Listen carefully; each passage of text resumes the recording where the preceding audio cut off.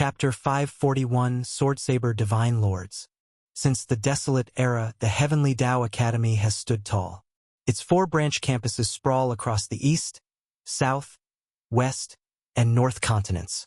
The Academy has produced countless powerhouses over the ages.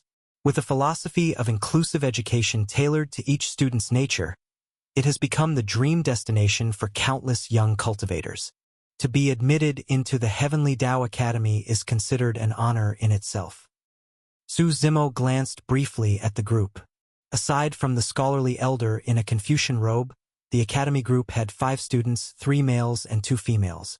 They sat by the window, ordered a few simple dishes, and quietly chatted among themselves. Their voices were too low for Su Zimo to hear clearly. After their meal, the group didn't stay at the inn and soon departed. With their exit, the tavern's tense silence broke, and it returned to its usual noisy hum.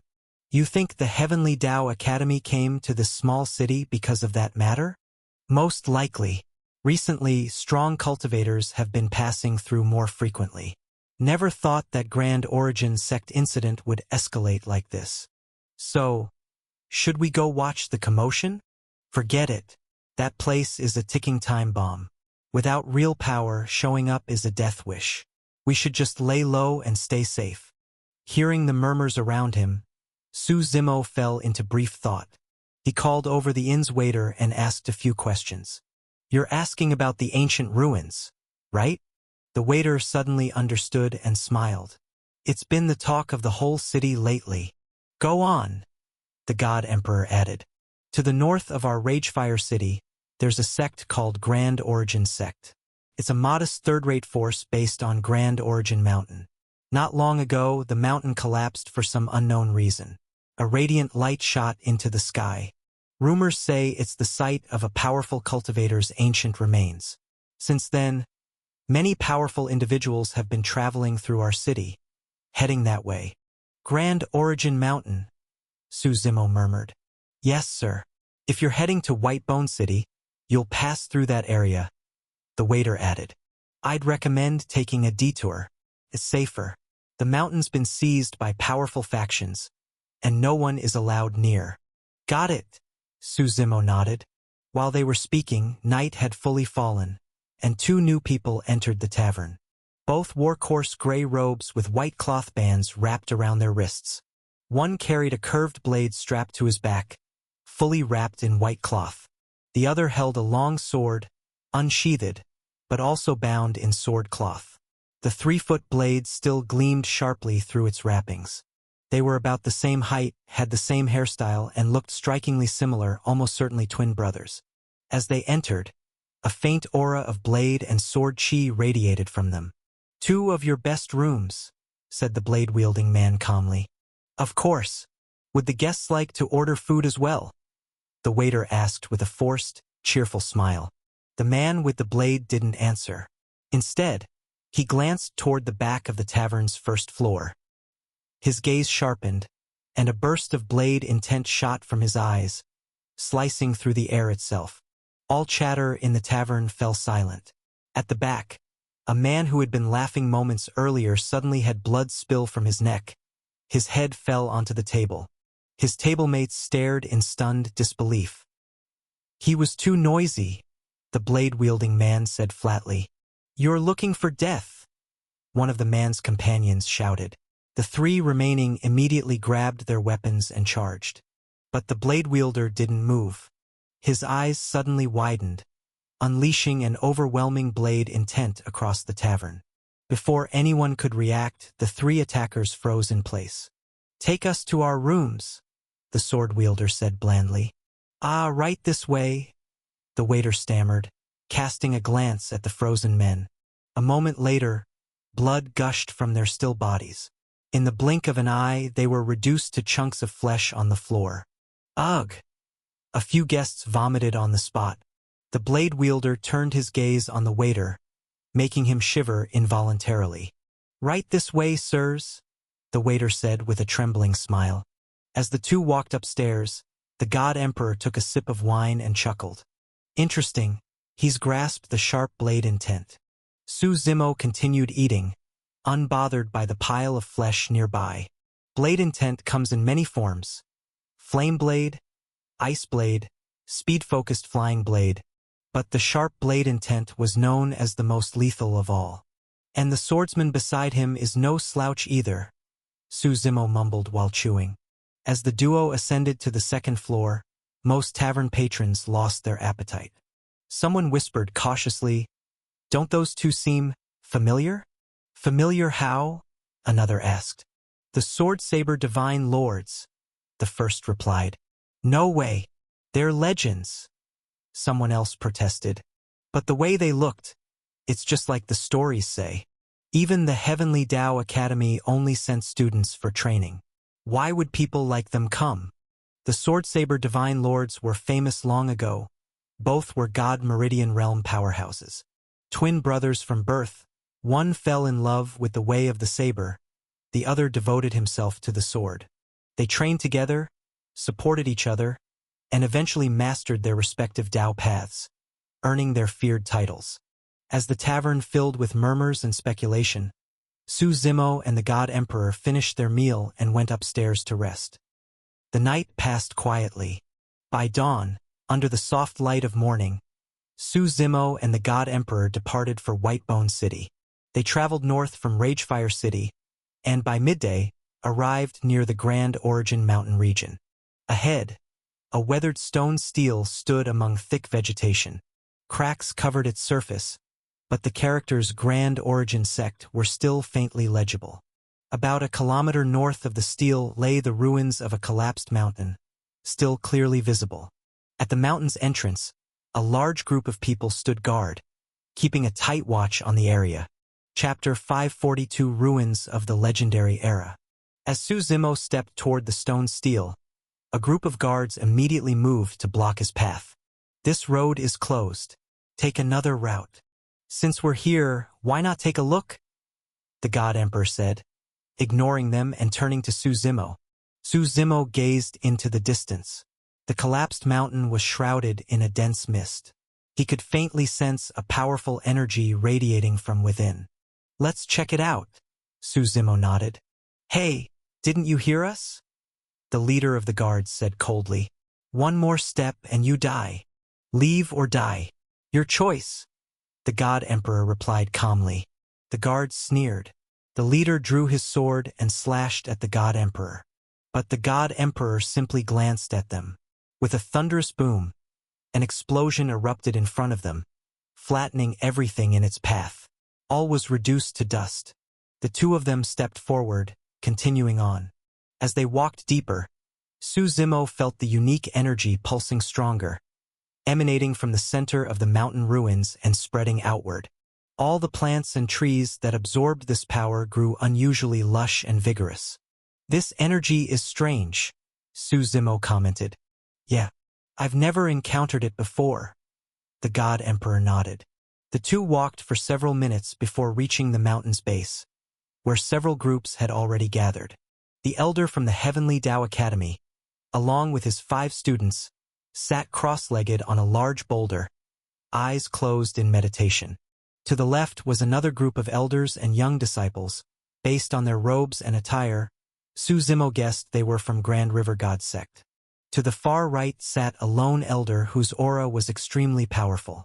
Judging by the pressure, Suzumo estimated he was at least 5th stage God Meridian Realm. Excluding the younger generation and reclusive immortal ancestors, these individuals were likely the peak combat strength of their sex. In the mortal world, God Meridian Realm was the highest tier of cultivation most people could ever witness. The path from the mundane to the immortal was something the average person couldn't even fathom. Just achieving God Meridian Realm was a lifelong dream for most. Thanks to the sect robes, Suzumo could recognize those from the major imperial lineages. But the rest, about a dozen rogue cultivators, were unfamiliar. Unlike disciples from powerful sects, rogue cultivators had to rely on themselves. They hunted for treasures wherever there were ruins or secret realms. Without a faction to support them, they had to earn all their resources through their own efforts. Suzumo and the God Emperor's arrival didn't go unnoticed. The others turned to look at them. Suzumo could feel a subtle pressure in those gazes. an unspoken show of strength. What?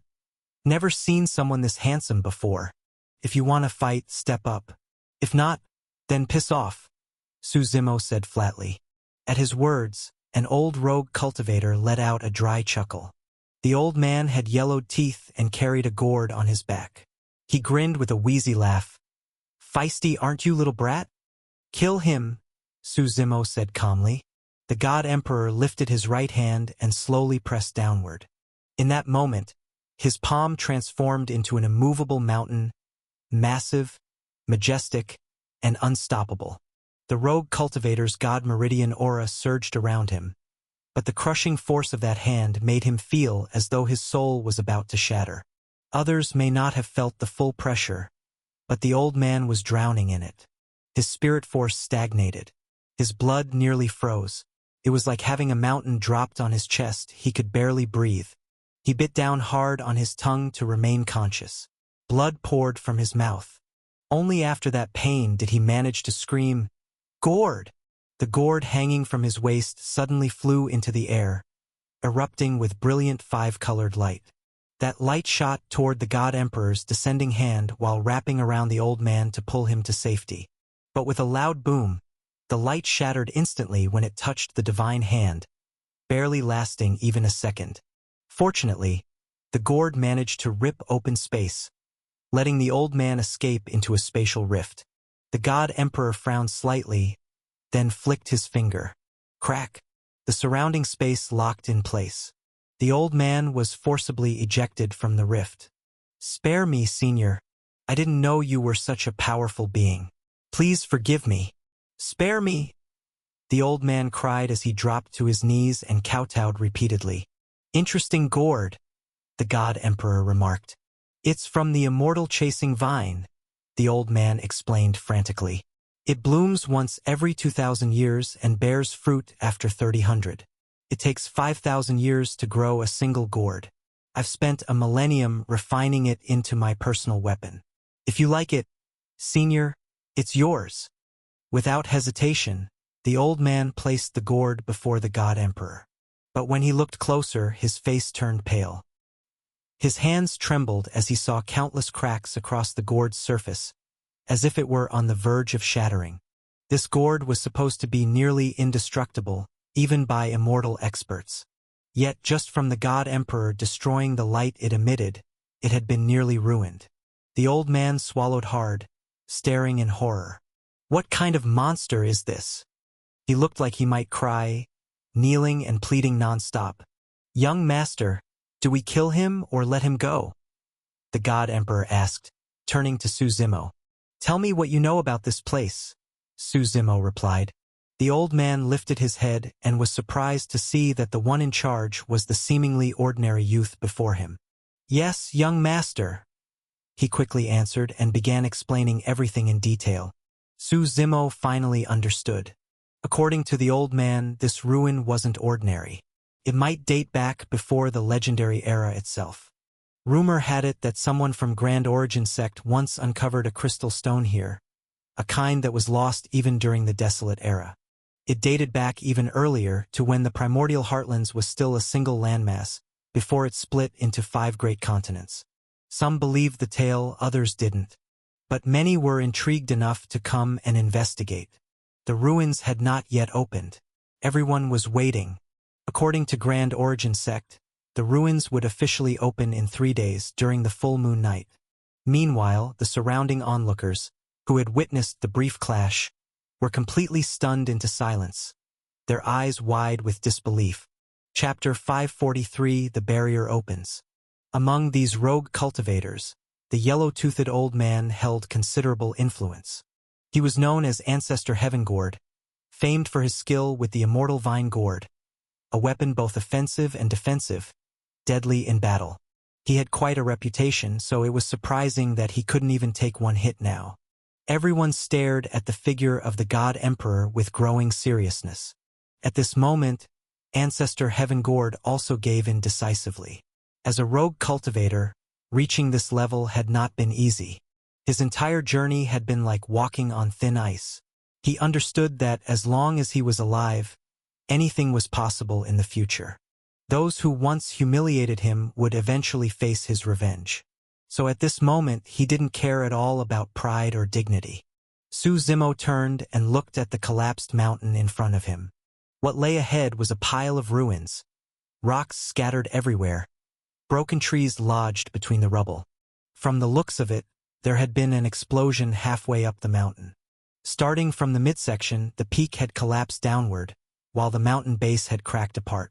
The ruins buried the entire Grand Origin sect. The whole area felt covered by a mysterious force. It was clearly right in front of them, yet looked hazy and hard to make out. Su Zimo walked step by step toward the ruins. When he reached the foot of the mountain, he reached out and touched the air in front of him. He found a barrier blocking the area, surrounding the entire ruin. Where are the people from Grand Origin sect? Su Zimo asked Ancestor Heaven Gord. They're all dead, the old man replied. Who killed them? Su Zimo asked. No one did. A few days after leaving Grand Origin sect, they all suddenly died. The old man quickly replied. I investigated before. Their deaths were very strange. All their internal organs were crushed into powder, but their bodies were completely intact. I don't know what kind of power caused it. Su Zimo nodded slightly. Though the seal was supposed to open 3 days later on the full moon night, he didn't have time to wait. He turned to the God Emperor and asked, Can you break this barrier? The God Emperor sensed it for a moment and nodded. Very strong, but still breakable. Then the God Emperor's aura surged. Behind him, endless worlds seemed to take shape and evolve. The others around quickly backed away after sensing such power. This world evolution could be called the God Tao. It was the Tao that the God Emperor comprehended after entering the Grand Emperor realm. His Tao was the God Tao. With both hands raised, the God Emperor unleashed a tremendous force. The power of the God Tao surrounded his strike as he slammed it down. Space itself shattered, and infinite spirit force surged. With a loud boom, the shockwaves spread across dozens of miles. People far away only heard a thunderous crash, their ears ringing. Near Grand Origin Mountain, the impact was even more intense. The ground trembled, the sky dimmed, dust flew everywhere, and stones rained down. Everyone looked toward the explosion center. As the dust settled, they saw that the barrier had completely shattered, revealing the ruins hidden inside the mountain. The mysterious force felt even stronger now. Deep in the ruins, a door like an iron gate was half buried beneath broken trees and rocks. Seeing the barrier destroyed in one strike, everyone was shocked. They had tried many times before to break it, but nothing worked. Now that the gate was visible, none of the major forces dared to move first. All eyes were on the God Emperor. Just then, a few more people arrived from the distance. It seemed the earlier explosion had drawn their attention. Su Zimo glanced at them and saw the Sword Divine Lord and Saber Divine Lord among them, the same ones he had seen at the inn before. What's everyone doing just standing around? The Saber Divine Lord asked with a smile, looking at the gate ahead. Since he hadn't seen the earlier events, he was a bit confused. But out of caution, he didn't go forward. Senior, are you going in? An elder from the vast immortal sacred ground asked the God Emperor, testing the waters. You go ahead. Don't worry about us, Su Zimo said, waving his hand. Hearing this, some restless rogue cultivators couldn't hold back anymore and rushed in first. The iron gate looked ancient and decayed, as if a breeze could knock it over.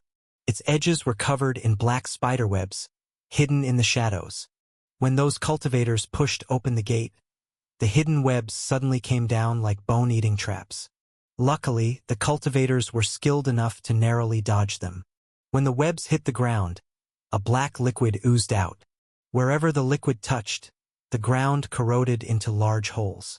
Everyone gasped. Behind the gate was a dark and silent corridor. The lighting inside was dim, making it hard to see clearly, but the front part of the corridor was visible, with countless thick spiderwebs clinging to the walls. It was a horrifying sight. Although most people here were strong, experienced cultivators, they still had no idea how dangerous this spider venom was. And the unknown is always the most terrifying. Because the corridor had been sealed for so long, a terrible, almost rotten stench came out when the gate opened. "If no one dares to go in, I'll take the lead," the Saber Divine Lord offered. An elder from Heavenly Tao Academy turned to the young students behind him and said softly, "You all stay outside. This trip was meant as a training exercise, but things have turned out more dangerous than expected." "Yes, Master," the students quickly replied.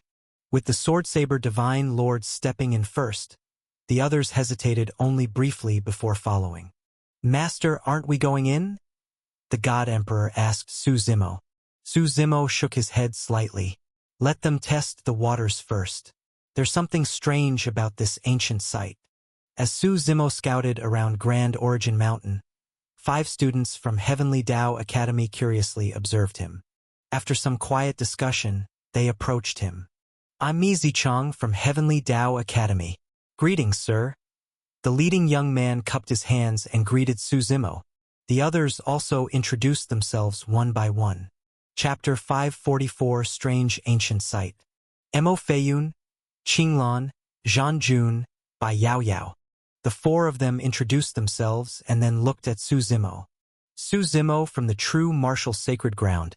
Su Zimo smiled and asked, "What do you want?" "We just wanted to get to know you." Bai Yao Yao smiled. Her long, pure white hair gave her a unique presence. "It's an honor for me to meet students from Heavenly Tao Academy," Su Zimo replied. "Don't joke, young Master Su. That senior just now is from your true martial sacred ground, right?" Qinglan asked with a smile. "You could say that," Su Zimo replied vaguely. "Are you here for this ancient site too?" Bai Yao Yao asked. "Why didn't you go in?" Su Zimo immediately understood their intention. They were trying to gather information from him. He smiled and said, "I just want to let them go in first and see if there's any danger." "What if there isn't? Wouldn't that mean you're just giving away the treasures to others?" Zhan Jun said with a laugh. "No," Su Zimo shrugged. "If there's no danger and they bring the treasures out, I'll just rob them." Zhan Jun was stunned. He hadn't expected anyone to say something like that so bluntly, not even bothering to pretend.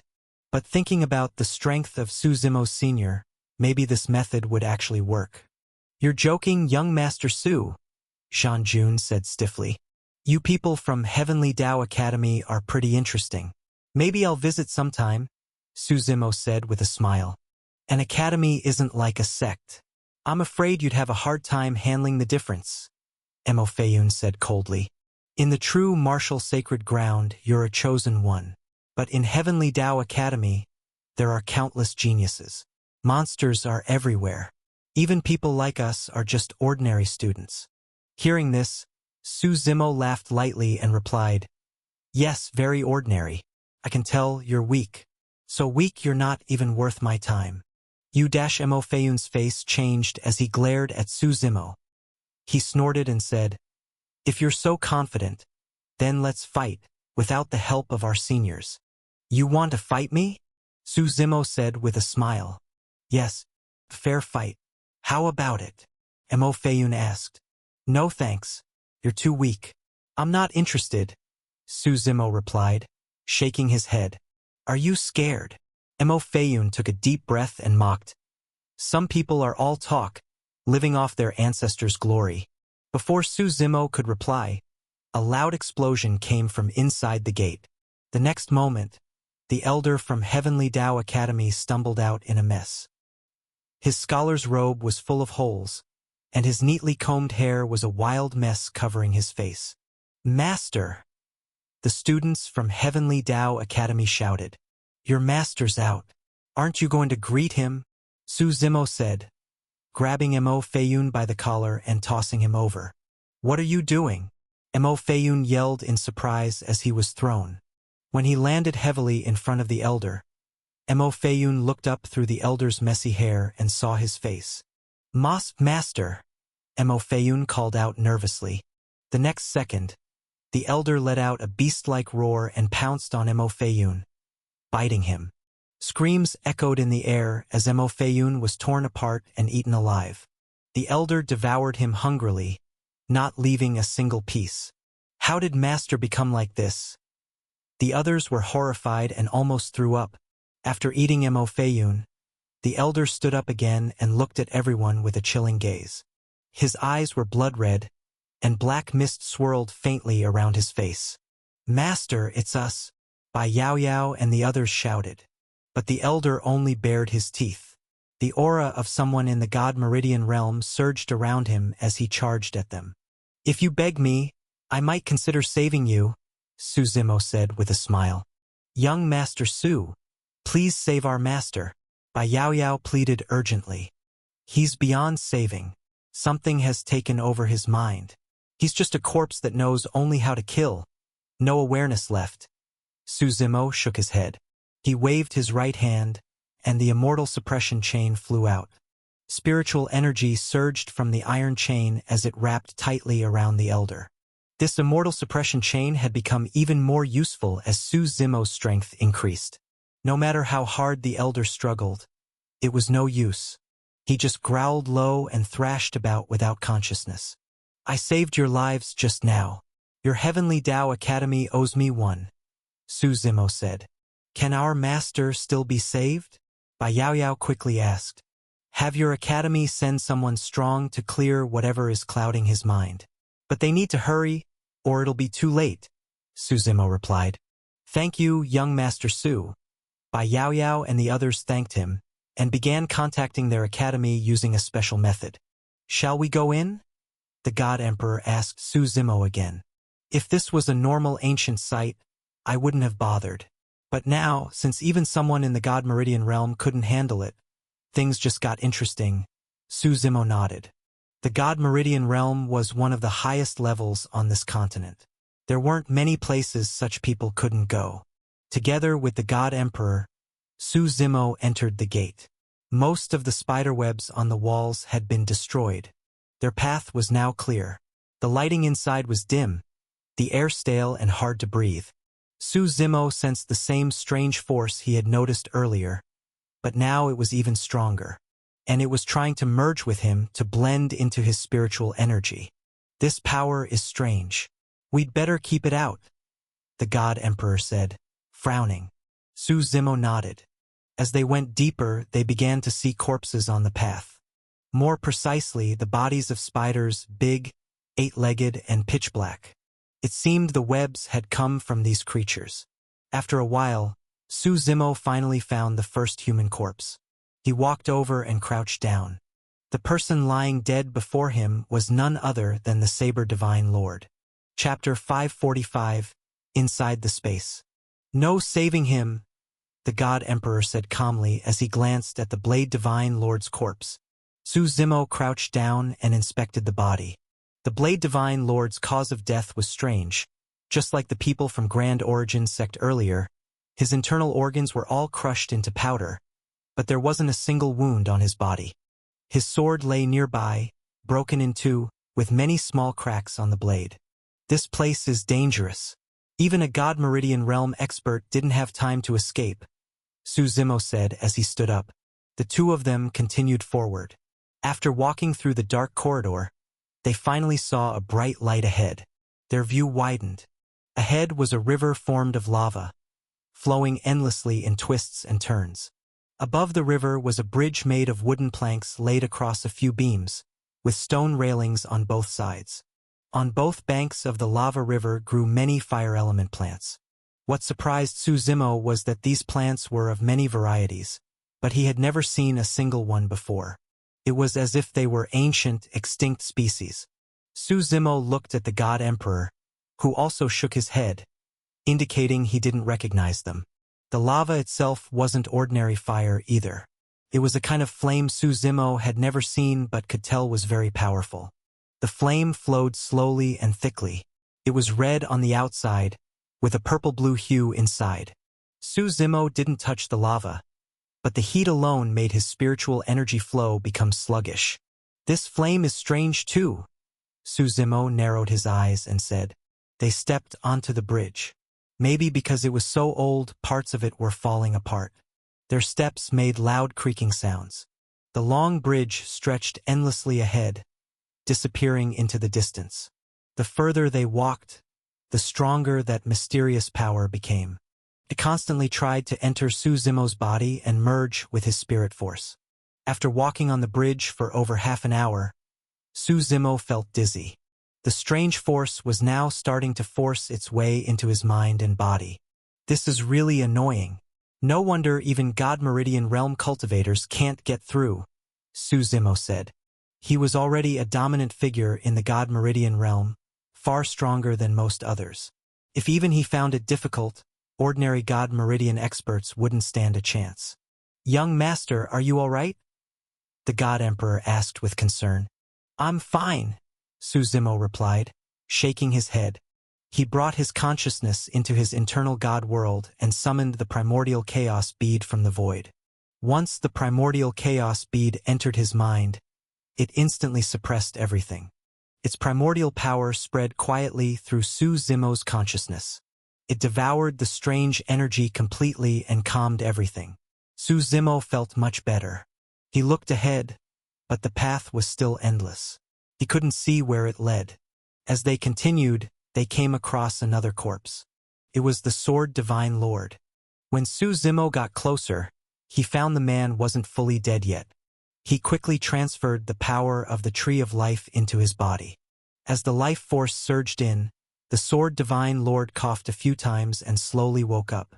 It's you, the Sword Divine Lord said weakly when he saw Suzumo. What did you encounter?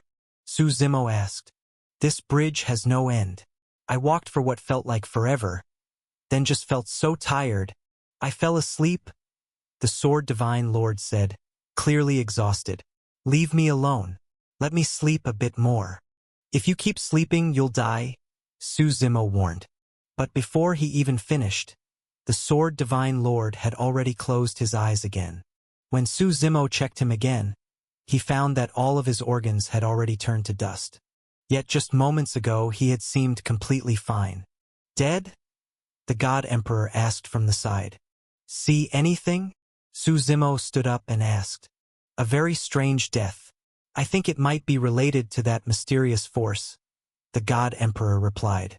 He said this bridge has no end. There's no point in walking further, Suzumo said. The God Emperor frowned slightly and looked around. His gaze stopped on the lava river below. Then the only way is down there. There's no other path, the God Emperor said. Suzumo looked at the fiery river and jumped off the bridge, diving into the lava. The God Emperor followed right after. But the burning sensation they expected never came.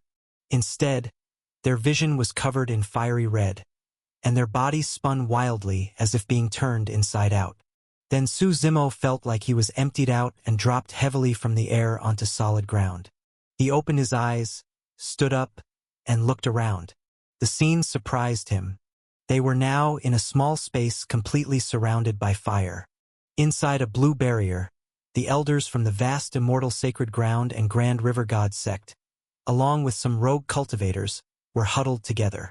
Outside the barrier, flames raged endlessly, roasting everything. Suzumo sensed the strange atmosphere. What's going on with you all? He asked as he walked up. Young Master, please have that senior save us, a rogue cultivator shouted. They had seen the God Emperor's power earlier.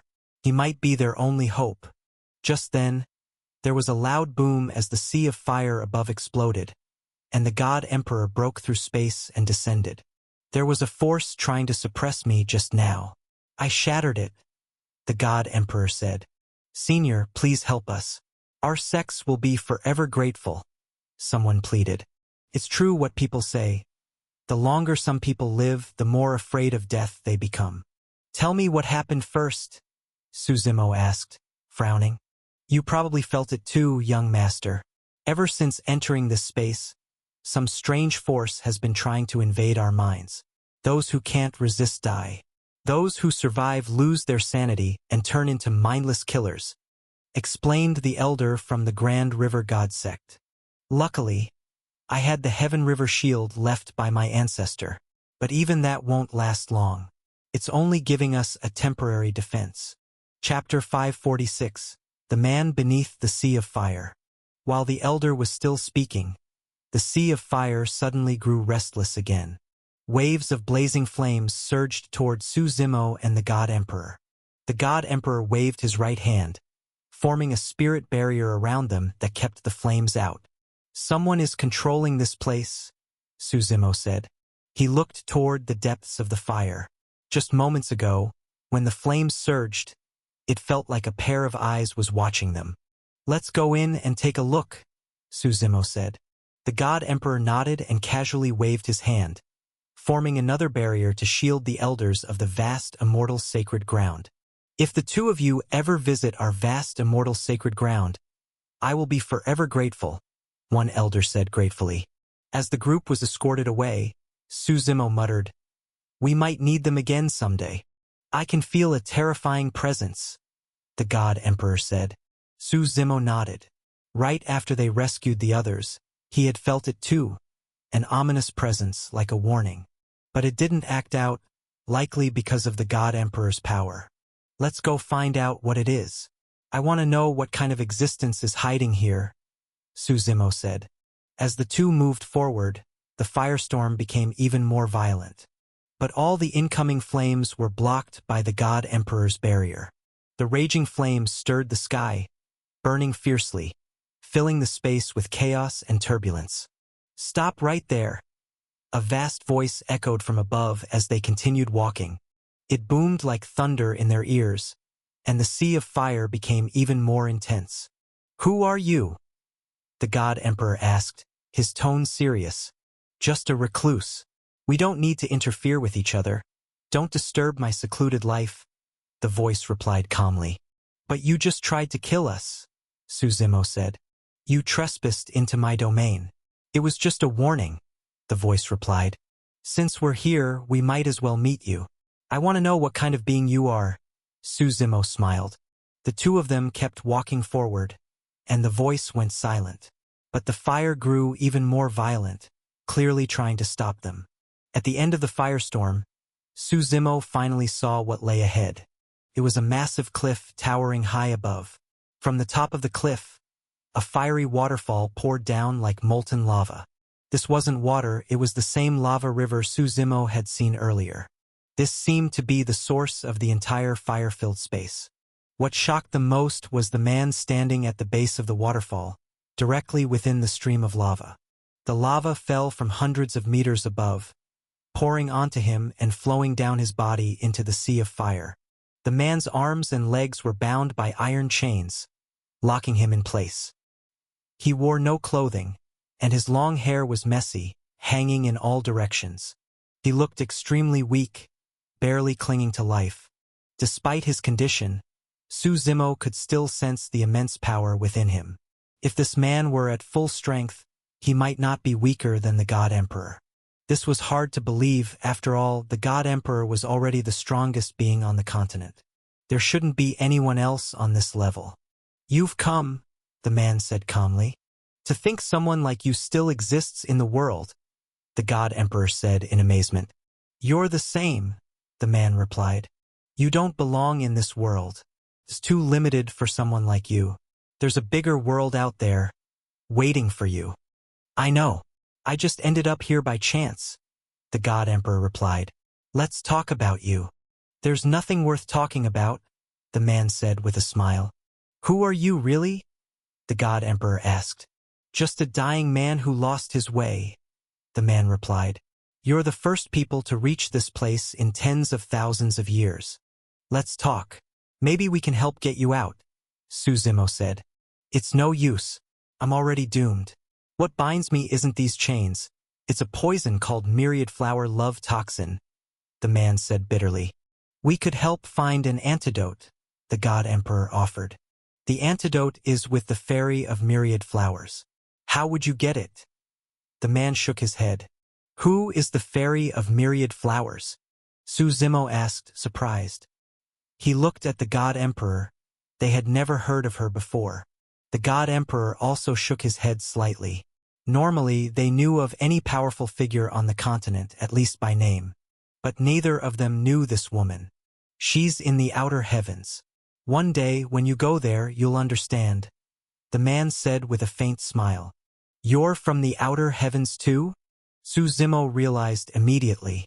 Outer heavens, a far bigger and vastly more powerful world, full of supreme beings and infinite wonders. It was the place everyone on the primordial heartlands dreamed of reaching. The man just smiled silently. He coughed a few times and spat out a mouthful of blood. Can you tell us anything about the outer heavens? Suzimo asked. You'll know when you get there. The man shook his head. But first, he may have the strength to reach it, but you might not. Not everyone can enter that world. So you're looking down on me. Doesn't matter though. No point talking to a dying man, Suzimo said with a shrug, then turned to the God Emperor. Let's go. I thought he might have some final wish we could fulfill in outer heavens, but looks like he's ready to die without regrets. The man's expression shifted slightly. As the two turned to leave, he finally called out. Fine. You win. Wait a moment. What? Changed your mind? Suzimo turned back and asked. You're right. There are still many things I'm not willing to let go of, the man said. If you're willing to make a deal, then let's talk. He had been trapped here for tens of thousands of years. The poison inside him was nearly beyond control. He didn't know if anyone else would ever reach this place again. Most people would die before even getting close. What do you want to trade? Suzimo asked. Before we talk about that, you should take care of your own problem first, the man said with a grin. Just as he spoke, the sea of fire in the distance was suddenly torn open. Chapter 547 Heavens Equal Emperor, the Outer Heavens.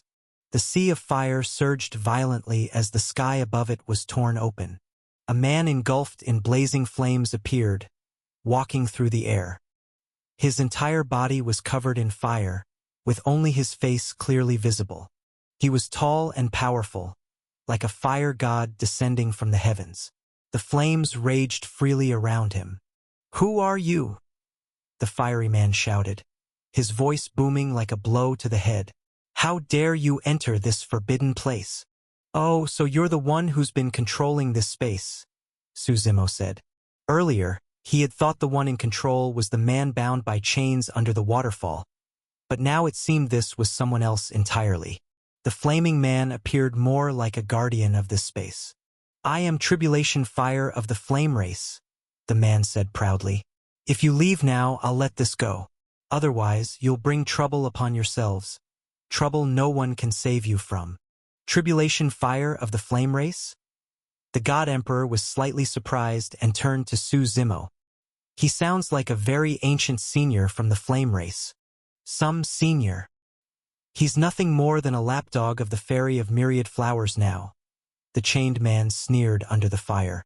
Heaven's equal emperor, you're already dying. Why still speak such bold words? Tribulation Fire said coldly. The Fairy of Myriad Flowers promised me that if I guarded you until your death, she'd help me ascend to the outer heavens and open my 9th meridian gate. Then Tribulation Fire turned back to Suzimo and the God Emperor. There's no need for you two to get involved in this mess. The Fairy of Myriad Flowers is an invincible being. Even in the outer heavens, she's one of the supreme overlords. Is helping a dying man really worth it? Besides, I can see that both of you have the potential to reach the outer heavens yourselves. Do you really want to make her your enemy?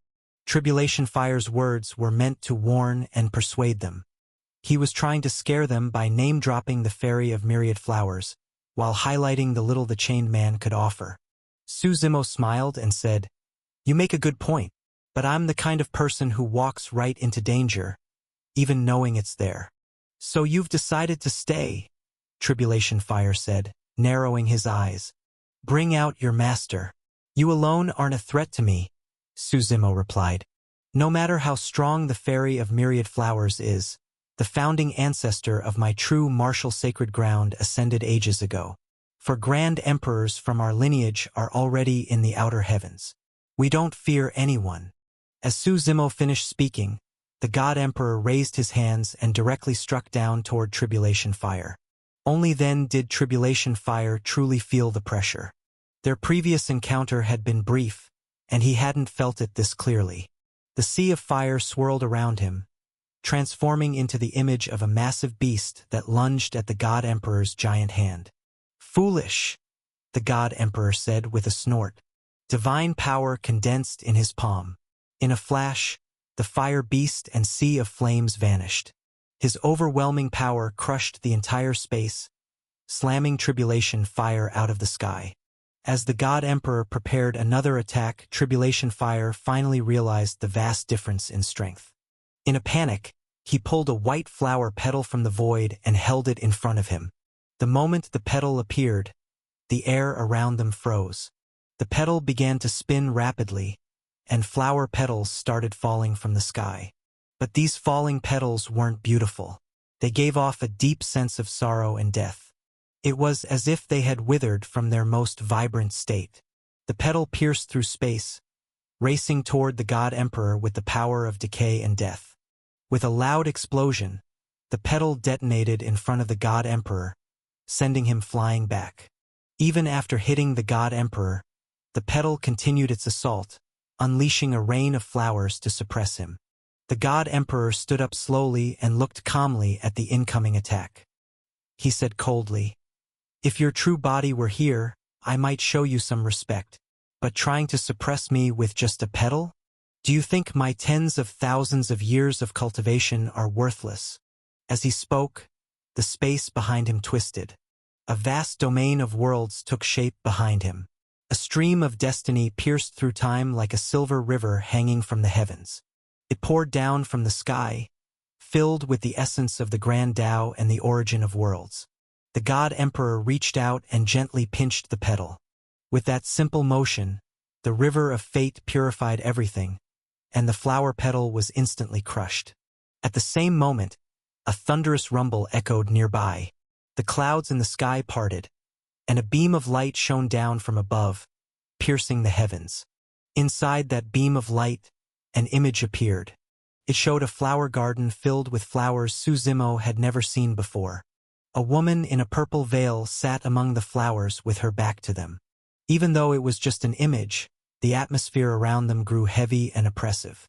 Suzimo stared calmly and deeply at the woman in the image. "Fairy of myriad flowers, help me!" Tribulation Fire shouted in panic. Behind the God Emperor, the river of fate flowed calmly. A private domain formed around him as he faced the image head-on. A flower withers and the leaves fall too. A voice came from the image. Suddenly, Tribulation Fire's body began to rot. It happened quickly, as if something was dissolving his flesh. "Fairy, you can't do this. I've guarded him for tens of thousands of years. You promised me." "Ah!" Before he could finish, his body fully disintegrated, leaving nothing behind. The image faded away. Even though the woman had never turned around, Suzimo felt as if something had stared straight into him. In that moment, it felt like his blood and soul had frozen. Only after the image completely disappeared did the God Emperor's aura begin to fade. This world really is full of wonders. Now I'm even more excited to reach the outer heavens, Suzimo said with a light laugh. The two of them returned to the man under the waterfall. "I heard him call you Heaven's equal emperor just now?" Suzimo asked. "Even if I told you, you wouldn't know. I didn't become a grand emperor in the primordial heartlands, so it's normal you've never heard of me," the man said with a smile. Chapter 548, Heaven-Shattering God Scripture. 10 Primordial God Scriptures. "A grand emperor from the outer heavens?" Suzimo murmured. Then he looked at Heaven's equal emperor and asked, "So, what kind of deal are you offering? If you ever make it to the outer heavens, go to the southern region and find a sect called Vast Heaven God Realm," Heaven's equal emperor said as spirit force surged around him. He tore open a space beside him, and a jade-like token floated out. "Take this jade token and give it to a man named Chihauren in Vast Heaven God Realm." Suzimo took the token. It felt smooth and warm, glowing faintly.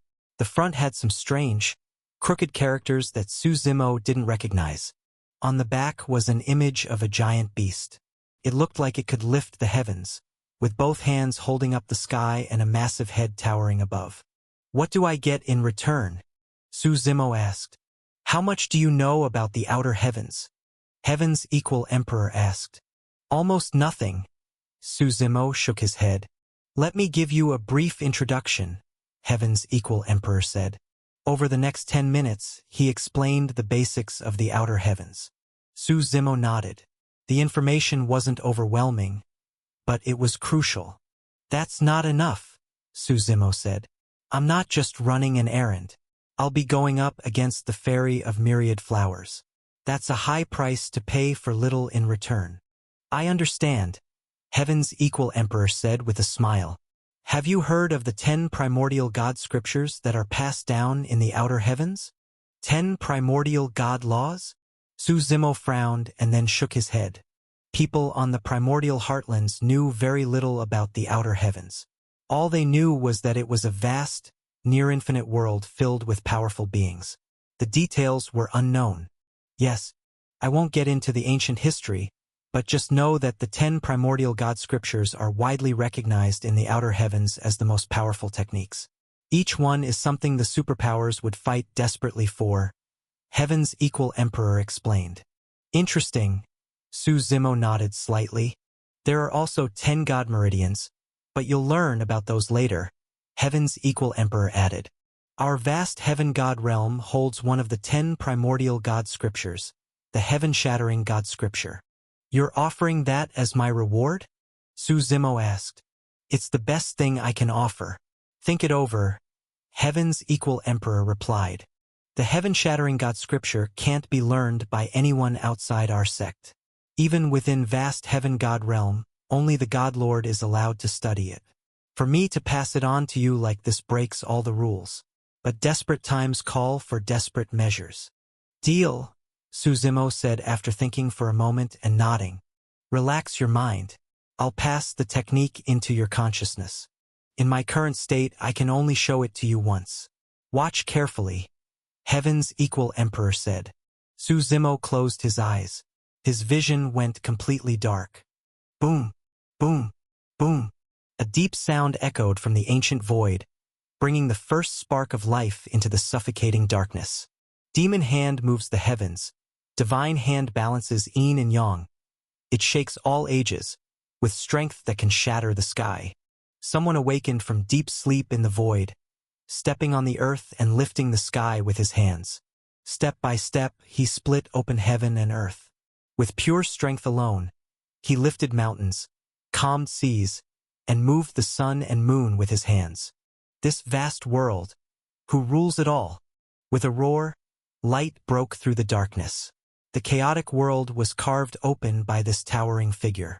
With one punch, he shattered the heavens. With one palm, he destroyed the sun and moon. He didn't use techniques, just pure, raw power. And yet that alone could destroy everything. As the war drums of the ancient desolation echoed, a martial god rose with strength as his path. He created the heaven-shattering God scripture and destroyed entire worlds. At that moment, the jade token in Suzimo's hand glowed softly. That light entered his mind and fully imprinted the heaven-shattering God scripture into his body. Suzimo opened his eyes slowly. This was the second time he had seen a technique on this level. The first was the 10 forms of demon passed down from the previous infernal lord. Though he hadn't mastered the heaven-shattering God scripture yet, Heaven's equal emperor had passed all his insights into it. This would make future training much easier. Suzimo looked down at the jade token in his hand. If I'm not wrong, this token is the inheritance item for the heaven-shattering God scripture, right? You're right, Heaven's equal emperor said with a bitter smile, unable to hide the truth. To learn the heaven-shattering God scripture, you must inherit it through this jade token. Otherwise, it's impossible to learn. No wonder you were so eager to have me take it to vast heaven God realm. So this is the inheritance, Suzimo said. So, you're the leader of vast heaven God realm? Not quite. Just the acting leader, Heaven's equal emperor replied, shaking his head. I can only rely on you now. Please help. Do you want me to break these chains for you? Suzimo asked. No. I am a sinner of the sect. Let me die here with the sea of fire and rest in peace. Heaven's equal emperor said, shaking his head. "Farewell, then," Suzimo replied. He and the God Emperor turned and left the space. The fire burned everything, burying it all beneath the flames. As the two walked back to the gate, they crossed the Iron Chain Bridge again. This time, Suzimo finally realized where that strange power in the space had come from. He looked at the colorful flowers growing around the bridge and smiled slightly. Fairy of myriad flowers. Back outside the gate, the outer area of Grand Origin Mountain still had many rogue cultivators lingering around. But none of them dared to enter. "Let him spend his last days in peace," Suzimo said to the God Emperor. The God Emperor nodded and waved his hands, placing a barrier over the entire area. As Suzimo and the God Emperor left, many of the rogue cultivators stirred with interest, but no one dared to move forward. The two of them left the border of Grand Origin Sect and headed straight toward Whitebone City. Despite its name, Whitebone City wasn't made from bones. It was built from white limestone, glowing faintly even in the dark like fireflies. When talking about Whitebone City, one must mention a figure, Whitebone Heavenly Venerable. Hundreds of years ago, before the city was built, this land was a dangerous place known as the Dark Swamp. It was a desolate area with no signs of life, and only those with great cultivation dared to enter. Chapter 549, Inside Whitebone City. A few miles away from the Dark Swamp, there was a small village. In his youth, the Whitebone Sage went into the swamp with a few friends to gather herbs for his sick mother. No one expected they would never return. That day, a thick fog rolled over the dark swamp, so dense it wouldn't disperse. The group got lost inside. By the time the fog cleared, they were completely trapped in the swamp. It was full of danger, not just the lack of food and water, but also hidden sinkholes and poisonous creatures that terrified anyone who heard about them. The young Whitebone Sage and his friends survived for 7 days before they accidentally fell into a swamp pit. His companions watched him sink and thought he was surely dead. But 7 days later, a skeleton climbed out of the swamp. It was Whitebone Sage. It turned out the swamp wasn't naturally formed. A powerful cultivator had died there, and his corpse corrupted the land. Before dying, that cultivator left behind his legacy inside the swamp. Whitebone Sage had obtained this legacy, and from then on, people forgot his real name and only remembered him as Whitebone Sage. With this inheritance, he became unmatched in the dark swamp. He began cultivating and building a shelter out of glowing white limestone. As his cultivation grew quickly, the light from his home stood out even in the dark swamp. From then on, anyone who got lost in the swamp would be helped by him. People began settling around his home, building houses nearby. Over time, more and more people came. Generations started living there. Eventually, when Whitebone Sage fully mastered his technique, he transformed the swamp completely. This was the origin of Whitebone City. Over hundreds of years, it grew in size and was finally recognized by the vast immortal sacred ground. Whitebone Sage officially became its ruler. Suzimo and the God Emperor arrived at the gates of Whitebone City the next morning. The enormous city looked like a white dome flipped over and placed on the land. It was made entirely from white limestone, and every block was carefully carved to look like real bones. The city had 2 gates, north and south. As dawn broke, the dusty city gates slowly opened, and life in the city began to stir. When Suzimo and the God Emperor entered, the streets were bustling with people, and vendors lined both sides of the road. "Let's take the teleportation formation directly to Blue Sky City," Suzimo said. The God Emperor nodded in agreement. When they reached the central square of Whitebone City, where the teleportation formations were located, they found that the formation to Blue Sky City was still under construction. "What's going on?" Suzimo asked the person in charge. "There was a war in Blue Sky City recently. The city was nearly destroyed, and the teleportation formation was damaged too," the man explained. "They're building a new one now. It's not ready yet." "How long will it take?" Suzimo asked, frowning. "It's almost done. The repair work is in the final stages. It should be working by tomorrow," the man replied. Suzimo turned to the God Emperor and said, "Let's rest here for today. We'll head out tomorrow. They found an inn in the city and booked rooms for the night. With nothing urgent to do, they decided to look around. White Bone City was large and prosperous, one of the top cities under the vast Immortal Sacred Grounds control. It was divided into 4 districts, with a central plaza built entirely from white bones.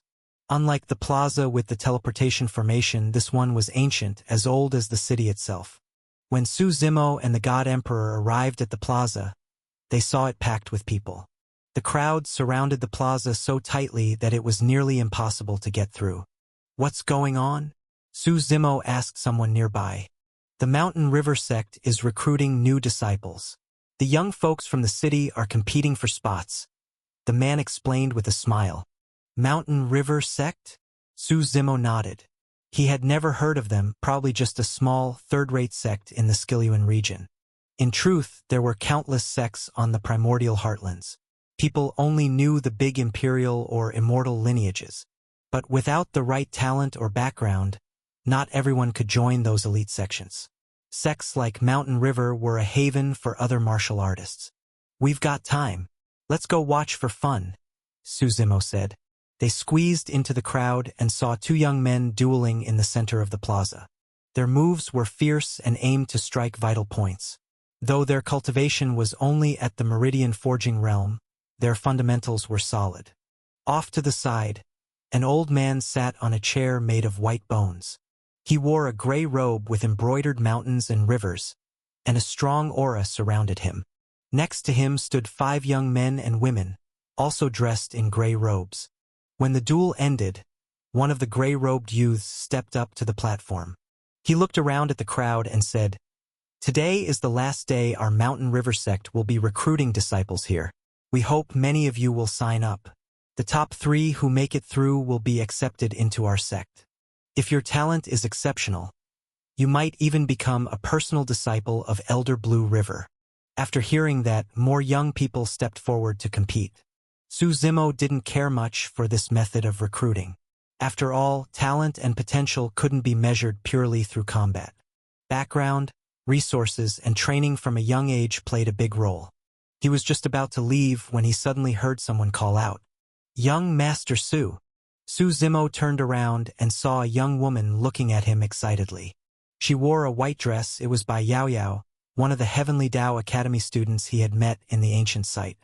"Miss Bai, what are you doing here?" Su Zimo asked with a smile. "You still remember me. Thank you again for capturing my master and saving both us and him," Bai Yaoyao said happily. "We brought him here to get help with his condition." Chapter 550, Instigating a Dogfight. Hearing Bai Yaoyao's words, Su Zimo nodded slightly. "Young Master Su, if you're not busy, would you and your senior come visit our home? My master and my father both want to thank you," Bai Yaoyao said quickly. "It's fine. It wasn't a big deal, and we'll be leaving tomorrow," Su Zimo replied, shaking his head. As they chatted, the battle at the center of the plaza was reaching its final stage. The stronger of the 2 young fighters let out a roar. His muscles bulged so much that his shirt ripped open. He lifted his opponent over his head and hurled him forward. Seeing the man flying toward them, the crowd around cried out and quickly stepped back. Su Zimo frowned slightly. The man was being thrown directly at him. With a wave of his hand, Su Zimo used spirit force to stop the man in midair. The man landed on his feet, breathing hard and clearly shaken. He quickly bowed and thanked Su Zimo. Su Zimo nodded, then narrowed his eyes at the bulky youth who had thrown him. The youth walked up with a smug look and said with a smile, "My bad. I only used half my strength." Su Zimo was almost certain the guy had done it on purpose. But they didn't know each other. Why would he target him for no reason? Just then, a Mountain River sect disciple walked over and smiled at Bai Yaoyao. "Miss Bai, you're here too? Come to watch our tryouts." Bai Yaoyao nodded calmly. "Young Master Song, my father asked me to tell Elder Blue River that if your sect isn't in a rush after the tryouts, he's prepared food and drinks at the residence to host you. No rush at all. Please thank City Lord Bai. We'll definitely attend," the young man replied cheerfully. It was obvious to anyone watching that this Song fellow had strong feelings for Bai Yaoyao. His expression made it clear.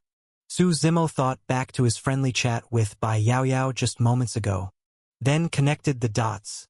Song was an official disciple of the Mountain River sect. The muscular youth clearly wanted to join that sect. Putting that together, Su Zimo realized he'd just gotten dragged into someone else's petty jealousy. "Kid, if you're fine, then let it go," the muscular youth said dismissively. "Do you have a death wish?" Su Zimo turned and said calmly. "This man is now a disciple of Mountain River sect," Song said with a laugh. "And you weren't hurt. No need to escalate. Miss Bai, didn't I save your life before? Shouldn't you repay that?" Su Zimo asked her. "Please tell me how," Bai Yaoyao replied, confused. "Kill him," Su Zimo said, pointing at the bulky youth. "Call it repayment for saving your life, and we'll be even." The bulky youth's expression changed immediately. Bai Yaoyao slowly turned her gaze toward him. Her eyes were calm, unreadable. Brother Song, the bulky youth, named Wang He, turned to Song in panic. Bai Yaoyao's father was the city lord of White Bone City, and her grandfather was the famed White Bone Sage. In these parts, his name carried more weight than even the vast immortal sacred ground. Song forced a smile and said, "Miss Bai, Wang He is now one of our sect's chosen disciples. Elder Blue River personally selected him. I doubt your father would approve of this. Is it worth straining relations between your family and our sect over an outsider?" "How I handle things is none of your business, young Master Song," Bai Yaoyao replied coldly. Then she waved her hand. The crowd parted as a group of armored city guards rushed over. "Miss," the leader, dressed in black armor, bowed respectfully to Bai Yaoyao. "Take him. Let young Master Su deal with him," she said calmly. Wang He panicked. He shouted, "Brother Song, help me. I did it for you. What nonsense are you spouting?" Song's face darkened, and he scolded him sharply. The guards didn't wait. They rushed forward and subdued Wang He, dragging him to Su Zimo. "We have no personal grudge," Su Zimo said, smiling at the terrified Wang He. "Tell me who ordered you, and maybe I'll let you go." "It was him. Brother Song told me to send you a warning," Wang He yelled without hesitation. "Liar. Wang He, even facing death you try to drag me down." Song snapped. "I'll give you one more chance," Su Zimo said, patting Wang He on the shoulder. "Kill him, and I'll let you leave White Bone City safely." The guards released Wang He. He squinted his eyes and roared as he charged at Song. "You're insane," Song yelled in panic. As the two men fought, Su Zimo chuckled. "This kind of fight between insects is pointless. Better to kill them both," the God Emperor said beside him. "You wouldn't understand. Dog-eat-dog battles are entertaining," Su Zimo said with a small smile. Just then, the elder sitting on the bone chair stood up, having noticed the commotion. "What's going on here?" he asked, frowning. "Uncle Blue River, Wang He went crazy. He's slandering me and trying to kill me," Song shouted while pushing Wang He away with a palm strike. "Enough!" The elder in gray slapped his palm down. The pressure of his Imperial Meridian Realm cultivation pinned both men to the ground. "What's happening?" he demanded as he walked over, clearly annoyed. Song quickly explained the situation. After hearing it, the elder snorted and turned to Bai Yaoyao. "Miss Bai, this matter concerns our Mountain River sect. It would be best if your father discussed this with me. You should step back for now." "What's got you so fired up, Brother Blue River?" Just then, a loud voice came from outside the plaza. The crowd parted to make way. A middle-aged man walked in, followed by a group of soldiers. He wore a long white robe that wrapped around his entire body. His skin was pale, so smooth and soft it looked almost unreal. The shape of bones showed through his face, as if he had no flesh, just skin stretched over bone. Beside him stood a man dressed in green robes. Chapter 551, God World develops step by step. The man in green robes had a short beard and held a folding fan, smiling calmly beside the others. Behind the man in white robes followed a squad of soldiers. These soldiers were all dressed in armor as white and smooth as jade. They marched in unison, each holding a white spear and looking full of spirit. "Those are the bone guards from the city lord's mansion," someone nearby said with awe. "I heard they were handpicked by the city lord himself. Each one is extremely gifted." "Father!" Bai Yaoyao quickly walked forward and greeted the white-robed man. Then she turned to the man in green robes and greeted, "Uncle Jiang." The man in white was the current city lord of Whitebone City, Bai Yenkong. "Elder Blue River, why are you so upset?" Bai Yenkong asked with a smile. "City Lord Bai, shouldn't you ask your daughter about that?" Elder Blue River replied, "Our Mountain River sect respects the Whitebone Elder, but respect should go both ways." Although Mountain River sect didn't compare to the top imperial lineages, it had a solid reputation within the Whitebone City region and often interacted with the city. "Yao Yao," Bai Yenkong turned to ask, "Father, it's hard to explain everything right now, but this young master saved my life," Bai Yaoyao said quickly. Bai Yenkong thought for a moment, then looked at Elder Blue River and said, "Let's end this matter here, Elder Blue River. Consider it a favor to Whitebone City. Besides, none of your disciples were harmed. Any damage, I'll personally compensate." Hearing this, Elder Blue River's expression eased slightly. "Hey now, doesn't anyone want to hear what I think?" Su Zimo asked, shaking his head. "Don't push your luck, kid," Elder Blue River snorted. "But I want him dead today," Su Zimo said plainly. "Young man, I'll take care of Mountain River sect's side for saving my daughter's life," Bai Yenkong replied. "But I hope you'll act with restraint. Our sect isn't as simple as you think." "Father, you don't understand. Just do as young Master Su says," Bai Yaoyao interrupted, clearly anxious. She knew who the elder with Su Zimo really was, someone powerful enough to crush a God Meridian cultivator with one hand.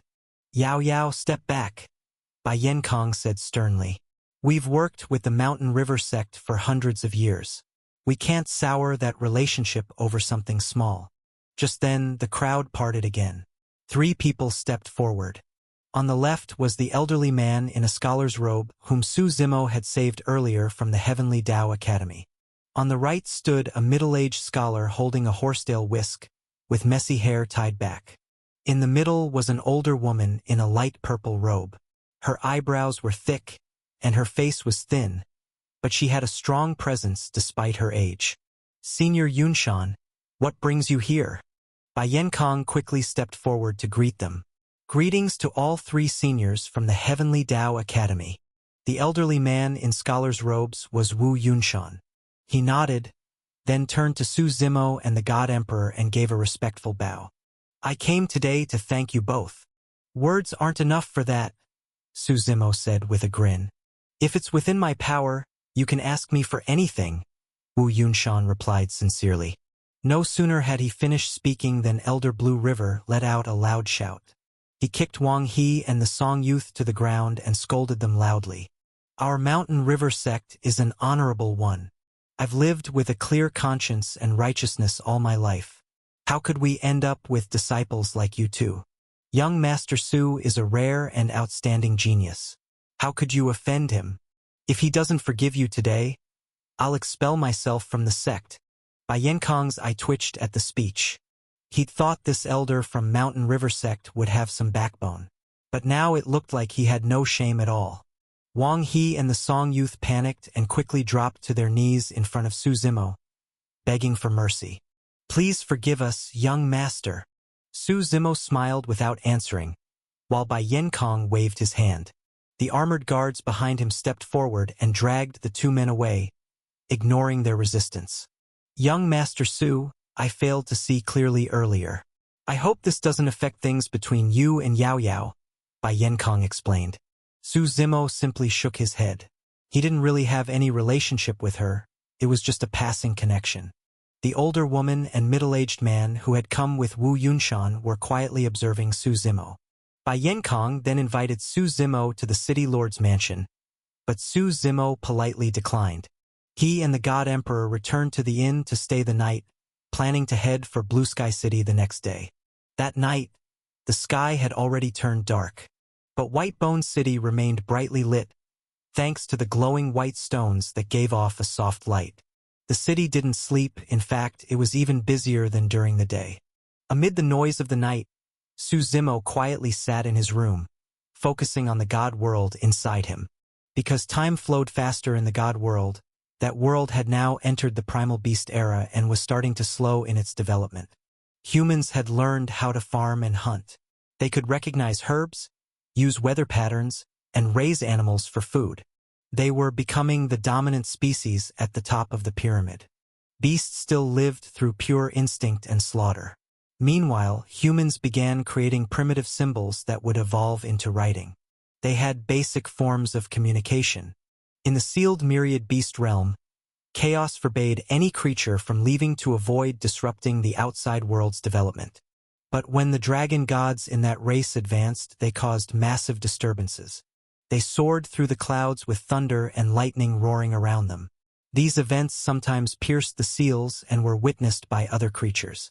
This led to the spread of mythologies among the primitive species. They told stories based on what they'd seen or imagined, giving rise to myths and legends. Overall, the world was developing peacefully. Suzumo's next goal was to guide this ordinary world toward an era of Tao cultivation. Of course, all this had to wait until the current era stabilized. You couldn't rush progress. Trying to force it would only cause failure. Chapter 552, The Lan Estate. After ensuring the world was developing peacefully, Suzumo returned to the real world. He was preparing to comprehend the heaven-shattering God scripture he had learned earlier. It might come in handy when he reached the outer heavens. This heaven-shattering God scripture had several levels. The first step was learning how to use one's own strength. Even the smallest amount of power needed to be mastered with precision. This was what they called micro-control. Once you could fully control your own power, the next step was learning to borrow strength from others. Using force to counter force followed the same logic. Borrowing power was the second level of the heaven-shattering God scripture. Once mastered, it could even allow one to harness the power of heaven and earth. This was incredibly profound. This level alone was enough for many to spend their entire lives trying to understand. As for the final level, it was the core and most powerful part of the heaven-shattering God scripture. All the power under heaven could be used by oneself. Using oneself as the starting point, one could move the entire world. This involved a deep understanding of many great principles. Especially to learn this technique, one had to form something called a power vortex. This power vortex could store the Tao of strength. The more power vortexes one condensed, the stronger the force one could unleash. Training in the heaven-shattering God scripture allowed for a certain number of vortexes to be formed, representing some small achievement on the Tao of strength. Of course, beyond that was the level of creating worlds, which wasn't something Suzumo needed to think about at this stage. Suzumo didn't rush into training. He first skimmed through the divine technique and then focused on comprehending the experience passed to him by the Heavenly Emperor. The insights were very profound. Even by the next morning, with daylight already shining, Suzumo still hadn't fully understood them. After tidying up a little, the two of them had breakfast at the inn and headed for the teleportation formation in the city. When they arrived at the teleportation formation, many people had already gathered. The lines for formations going to other places were long, like dragons. But the formation to Bluxy City only had a few people in line. When Suzumo got there, he surprisingly found 3 people from Heavenly Tao Academy, Wu Yunshan and 2 others. Young Master Su, Wu Yunshan greeted him first. The other 2 looked Suzumo over and introduced themselves. I am Wafian. I am Qing Yanzi. After hearing their introductions, Suzumo nodded slightly and replied, Suzumo of the true martial sacred ground. This is my friend. The God Emperor nodded slightly too. His identity wasn't suitable to be revealed, or it might cause a bigger stir. Suzumo looked at the elegant woman named Qing Yanzi. Her noble appearance didn't quite match her name. So, young Master Su is the current holy son of the true martial sacred ground, Wafian said with a smile, suddenly realizing something. Are you also going to the Bluxy City demon-slaying banquet? Demon-slaying banquet? Su Zimo frowned slightly. You probably haven't heard. Wu Yunshan chuckled at the side. It's said that recently, the Lan clan of Bluxy City captured a rare and powerful demon. They've invited people from all over the world to witness its execution. Almost all major powers in the Middle Continent have received the invitation. Paimon, Su Zimo murmured. He then smiled and said to the people from Heavenly Dao Academy, the Lan clan didn't invite me. I'm just going along for the ride and to see some old friends. Then let's go together, Wu Yunshan suggested. Su Zimo nodded and didn't object. The 5 of them soon entered the teleportation formation and traveled for about 7 days. During the journey, Wu Yunshan kept inviting Su Zimo to study at Heavenly Dao Academy and gave him a token. He said he could recommend Su Zimo and get him in without any entrance tests. Su Zimo understood their intentions. Although Heavenly Dao Academy was the most famous and powerful academy on the continent, they still tried to improve their reputation and influence by recruiting young geniuses. It was a kind of long-term investment. Once these geniuses grew up, the academy would be seen as their alma mater. To be fair, the academy's resources and teaching methods were top-notch. It echoed the saying, "The world bustles for profit, and all go their separate ways for gain." Su Zimo didn't directly refuse. He gave a vague answer since he was genuinely curious about the academy too. 7 days later, the 5 of them stepped out of the teleportation formation in Bluxy City. The ruined buildings in the city had already been cleaned up, and it looked renewed. As they walked out, they saw Lan clan disciples stationed around the formation to receive guests. You must be instructors from Heavenly Dao Academy. One of the disciples recognized Wu Yunshan and the others from their outfits. Wu Yunshan nodded slightly. Our patriarch sent us to welcome you. He's been waiting for a while, the disciple said quickly. Thank you, Wu Yunshan replied, and the group followed the disciple toward the Lan clan residence at the city center. Su Zimo looked north into the distance. Deep in the skies, he sensed a strong energy wave. In the depths of the clouds, golden light and demonic energy seemed to intertwine, faintly visible. As the group made their way to the Lan estate, they passed many others along the way. Wu Yunshan greeted some of them and introduced them to Su Zimo. Although the Lan clan invited all the imperial and immortal sects of the Middle Continent, only a small number actually came. That's an elder from the Myriad Immortals' sacred ground of the Evercloud region. That's one from Sovereign Order Valley in the Nine Lands region. Su Zimo observed the various factions attending. Most of them were from the local Skiluan region, with only a few from other regions. When the group arrived at the Lan residence, the place was already bustling with people. Representatives from all sorts of powerful sects and top factions were everywhere.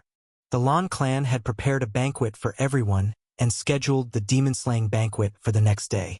The 7 ancestors of the Lan clan didn't show up. The host was the patriarch, Lan Juntian. The layout of the Lan residence wasn't luxurious but was quiet and refined. There were artificial mountains and streams, pavilions and towers. The red main gate had an ancient charm. Fallen yellow petals were scattered across the white jade steps. Vines and creepers climbed around various trees, even stretching over the walls, blending with the colored bricks and green tiles. Su Zimo estimated that several dozen people would participate in the tournament. By looking at their clothes and styles, one could pretty much tell which sect or force they came from. The Lan clan had already set up the banquet and invited the guests to be seated. When the time was right, Lan Juntian appeared in a red robe, walking with the grace of a dragon and the strength of a tiger. Chapter 553, An Old Friend. Lan Juntian walked over step by step. He raised his voice with a smile and said, "Thank you all for coming to our Lan clan's demon-slaying banquet. I know many of you are only here to show respect to our Lan clan, and some of you may not even be paying much attention to the demons. But I am not exaggerating. The history of demons is even older than that of many ancient clans like ours, which have existed for tens of thousands of years. They are scheming to get the key to the primordial demon cave seal, hoping for the return of the ancient demon sovereign. Our Lan clan is not powerful, So we hope that one day, we can count on your help to fight the demons together. Tomorrow, we will show everyone the captured Infernal Archon, so you can see what kind of being it really is. After hearing Lan Juentian's speech, most people just responded half-heartedly. Because of the low-key nature of demons outside of the demon-hunting clans, few forces really paid them any attention. What do you all think about this demon-slaying banquet? Su Zimo asked with a smile as he sipped his wine, looking at the 3 instructors from Heavenly Dao Academy.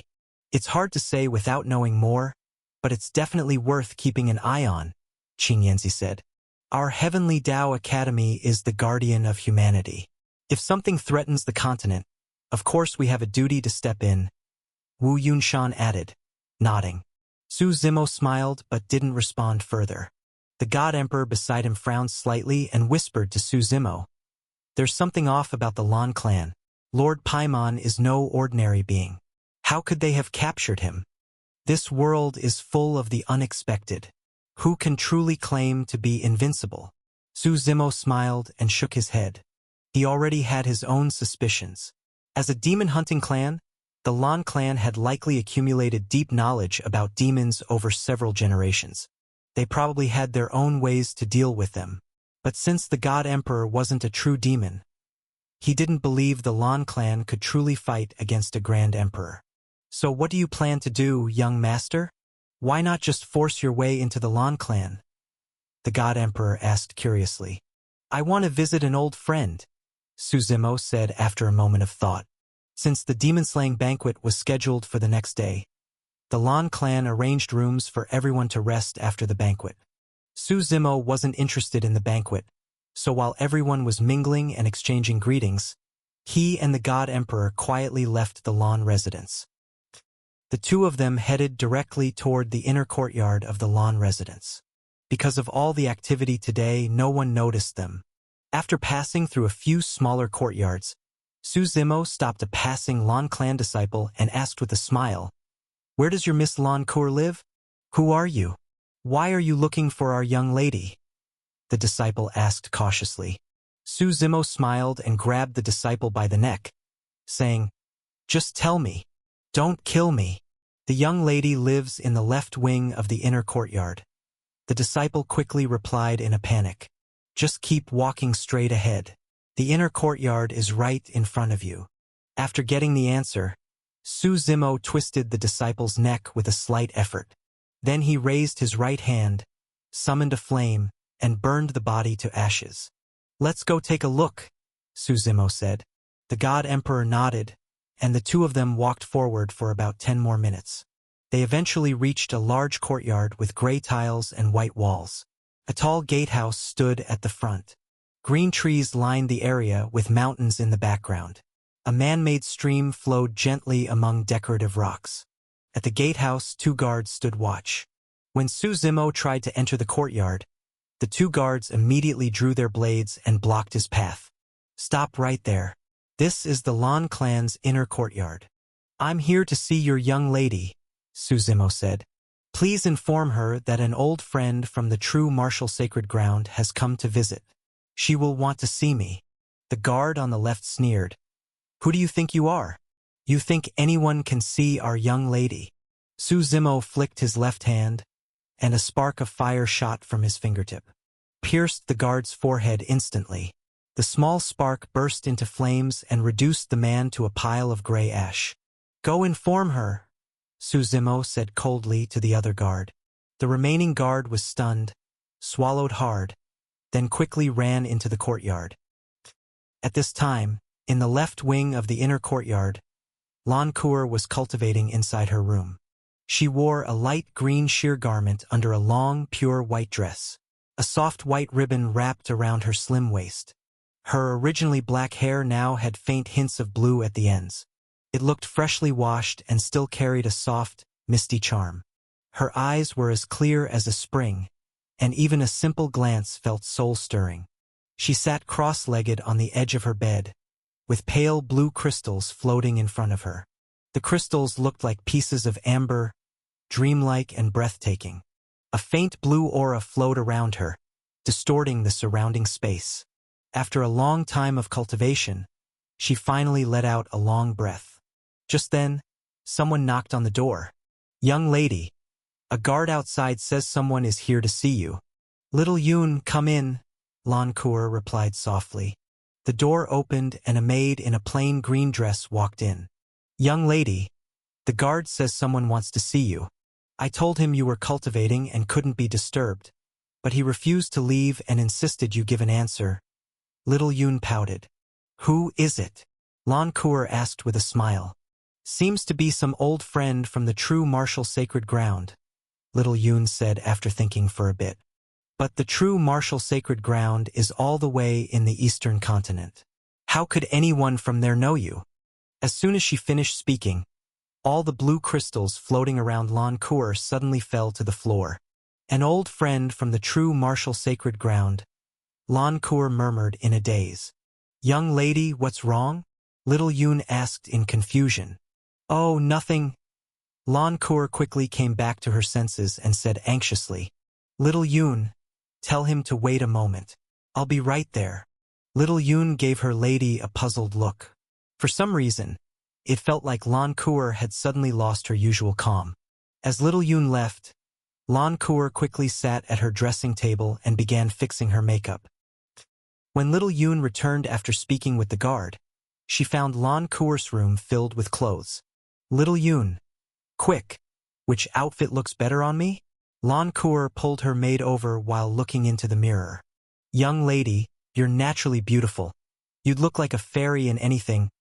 Little Yoon replied with a soft laugh. Chapter 554. Reunion with Lan Kuer. "Miss, it's just meeting someone. Do you really need to go all out?" "You don't understand," Lan Kuer mumbled as she tried on clothes. "Oh, I understand. Miss must be meeting someone she likes." Little Yoon teased with a laugh. "I'd like to see what kind of man could win Mrs. Hart." "Don't say nonsense, you silly girl." Lan Kuer smiled, her face slightly flushed. "Oh." The spring sunlight gently shone down. The sky was clear and bright, calm and pleasant. In the front courtyard, the guests were still chatting happily, drinking and making toasts. In the small courtyard, the sound of flowing water was soft and steady. Trees on both sides swayed quietly in the breeze. A girl in a blue dress walked quietly with the wind, step by step. Su Zimo stood silently, watching her. Her long black hair was tied with a purple ribbon. Her snow-white, delicate face wore a light, breezy smile. Her lips were rosy, her teeth bright. She was clearly well-dressed. She wore a moon-white long dress with a matching sheer white top. The sleeves flowed like clouds, and a matching sash wrapped around her waist. Faint flower patterns were embroidered near her chest, elegant and graceful. The breeze blew, and her dress fluttered with it. At this moment, it felt like everything dimmed in comparison to Lan Kuer's presence. She slowly stopped in front of Su Zimo and slightly lifted her head to look at him. A faint fragrance lingered around her. "You came," she said calmly. If you listened carefully, you could hear the excitement and joy behind her calm tone. Su Zimo pulled her into a hug, breathing in her scent. He gently stroked her long hair and smiled. "For you. Did you come here just to see me?" Lan Kuer asked with some hope in her voice. "Yes," Su Zimo nodded, giving a firm answer. "Then why didn't you come sooner?" she asked as she gently wrapped her arms around him. "You know how far it is from the eastern continent to the middle continent, and how dangerous the journey is," Su Zimo replied with a smile. "I had to train and get stronger first." "I missed you," Lan Kuer said, holding him tighter. Resting her face on his chest, she murmured, "I missed you so much." Su Zimo held her hand and sat with her on a stone bench beneath a demon-slaying tree. They talked quietly. Lan Kuer shared everything she'd experienced recently. Su Zimo listened with a smile. The girl from his memories made him feel a little lost in thought. Maybe, in this world, past and present lives really did come full circle. "Have you met my father?" Lan Kuer asked. "Not yet. I plan to, but it probably won't be pleasant," Su Zimo said with a smile. "Why not?" she asked, puzzled. "I heard you're holding a demon-slaying banquet," he replied. Yes, father invited many powerful forces. She nodded, still confused. Can you talk to your father about letting that demon go? Su Zimo asked. That's not possible. Our Lan clan is a demon-hunting clan. Everyone in the family hates demons deeply. Lan Kuer shook her head. Besides, the demon we caught this time is a terrifying one. My father will definitely kill him. If I were also a demon, would you kill me too? Su Zimo gently stroked her hair and asked with a smile. What are you saying? Lan Kuer froze, looking at him with confusion. You heard me. I'm also a demon, Su Zimo said calmly. Lan Kuer stood stunned. Then she forced a smile. You're joking, right? You're the holy son of the true martial sacred ground. How could you be a demon? Would you kill me? Su Zimo asked again. I wouldn't. Lan Kuer shook her head, still unable to believe it. Can you pass a message to your father for me? Su Zimo asked gently. Go ahead, she said. For your sake, I'm giving him two options. Either he lets the demon go, or I'll personally come to save him. Whoever stands in my way dies. Su Zimo spoke each word slowly and seriously. Why does it have to be like this? Lan Kuer looked at him in pain. Be good. I'll wait for his answer. Su Zimo smiled. If a battle really breaks out, will you stand with me or your family? I don't know. I really don't know. Lan Kuer shook her head. Her eyes were already misty with tears. You didn't come here just to see me. You came to save that demon too, didn't you? I came for both, Su Zimo said. Tomorrow at this time I'll be here waiting. Give me your answer then. Why do I have to choose? Can't we just be happy together? Lan Kuer asked painfully. This is my path. I'm a demon. But for you, I'm willing to spare a demon-hunting family. What about your family? Su Zimo asked. I understand. Lan Kuer took a deep breath and nodded. Su Zimo watched her leave, eyes narrowed, silent for a long time. Oh, you're really cold-hearted, putting your woman in such a tough spot, the God Emperor said. On one side is someone she loves, and on the other is her family. Instead of choosing, you threw the decision at her. You're wrong. I already made my choice, Su Zimo said, shaking his head. I could have just stormed into Blue Sky City and wiped out the Lan clan, but for her I backed off and gave them a choice. If they let Paimon go, not only will they avoid destruction, they'll also gain the friendship of me and the true martial sacred ground behind me. Tell me, where else in the world could they find such a good deal? You think the Lan clan will accept it? The God Emperor asked. Whether they do or not doesn't matter to me, Su Zimo replied. I just want to make my position clear to Kuer. I gave them a chance. You really plan to destroy the Lan clan? The God Emperor asked, curious. That depends on whether they know their place, Su Zimo said. I've already backed down. If they still don't know what's good for them, then so what if I destroy them? What if she stands in your way? The God Emperor asked. Su Zimo was silent for a moment, then looked out at the distant horizon. He said calmly, I won't let any woman block my path. If I must betray the world, so be it. I won't let the world betray me. Chapter 555, Clash. This is just like you, the God Emperor said from the side. Su Zimo shook his head slightly and said, Let's go. The banquet must be in full swing now. The two of them left the inner courtyard of the Lan residence and returned to the banquet. At this moment, the entire banquet had reached a lively peak, with singing, dancing, and joyful celebration. Su Zimo shook his head in disbelief. This so-called demon-slaying banquet, what exactly is the difference between demonic and righteous paths? Just because someone claims to be righteous, does that make them just? He raised his cup and watched the grand gathering, saying nothing. By the afternoon, the banquet ended.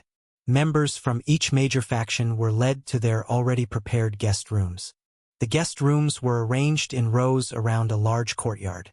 The courtyard was decorated with rock gardens, flowing streams, tall trees, and blooming flowers, calm and elegant.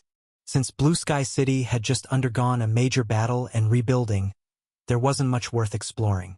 Many cultivators simply stayed in the courtyard, chatting and debating. Some played chess under the trees. Others sipped tea in the pavilions. A group of younger disciples chatted about the interesting stories of their respective sects. Su Zimo found a lounge chair and didn't mingle with the others. He lay back quietly, resting with his eyes closed. Brother Fenghe, I've heard that your Sovereign Order Valley's cauldron refining technique is famous across the Nine Lands region. How about a little match?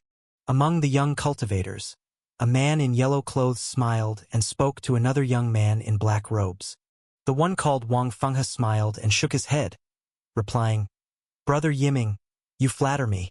Everyone knows your myriad immortal sacred grounds capturing immortal art is unrivaled in half the Evercloud region.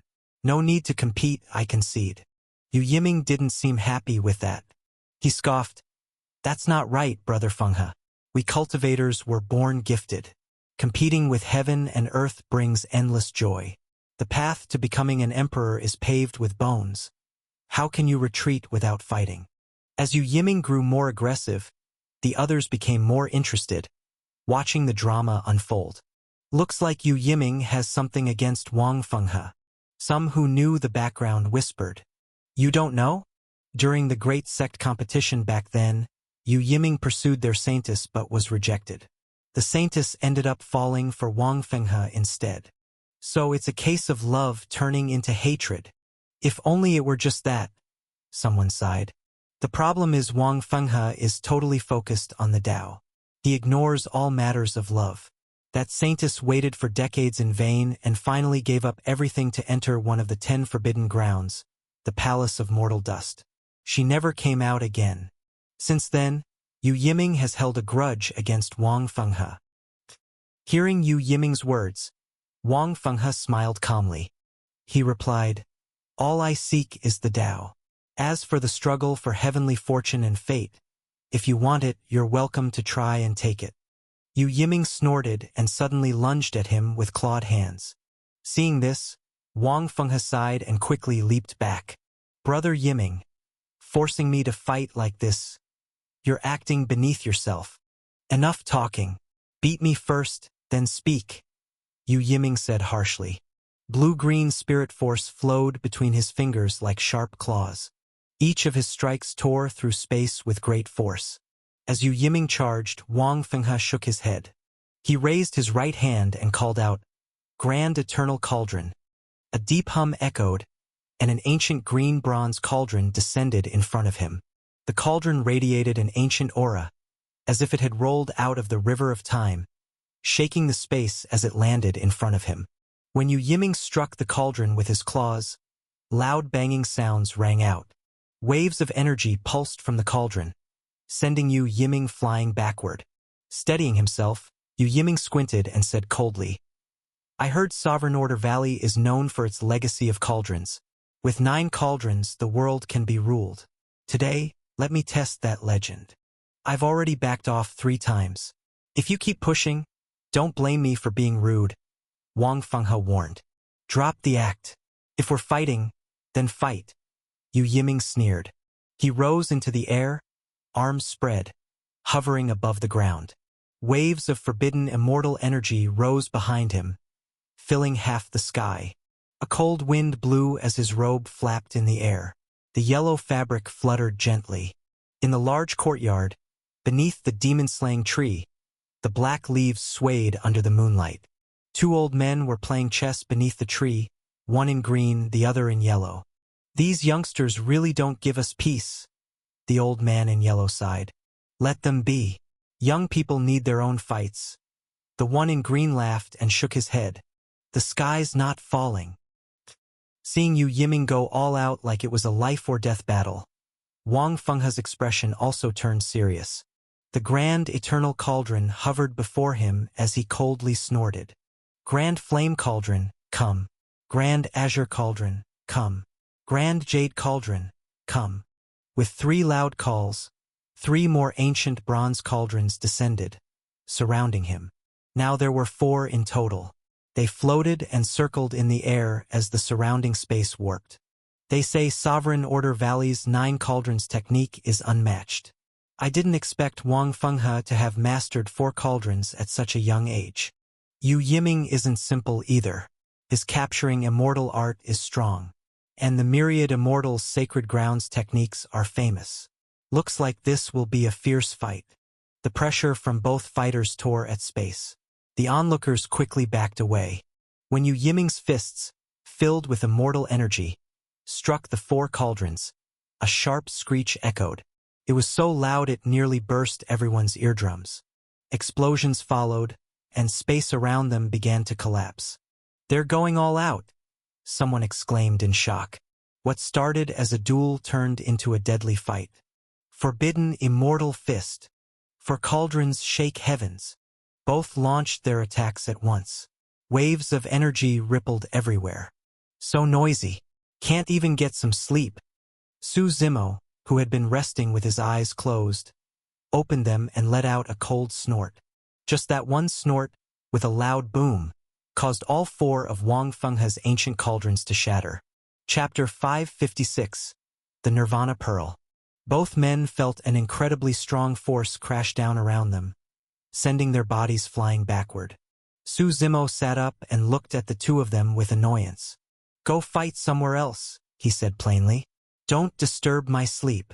The surrounding youths were stunned, staring in disbelief at Su Zimo. Someone around their age had casually stopped the clash of 2 powerful cultivators. "Why did you stop me?" Yu Yiming, still lying on the ground, actually began to cry. He looked at Wang Fenghe, clenching his teeth. "I want to tear you apart alive. Ruyue went to the Mortal Dust Palace because of you. She gave up on the world. Idiot!" Wang Fenghe stood up, brushed the dust off his clothes, and muttered, "You really don't understand anything. Do you think she actually loved me? So you still won't admit you abandoned her?" Yu Yiming sneered. "I might as well tell you, she only got close to me because of the Nirvana Pearl," Wang Fenghe said calmly.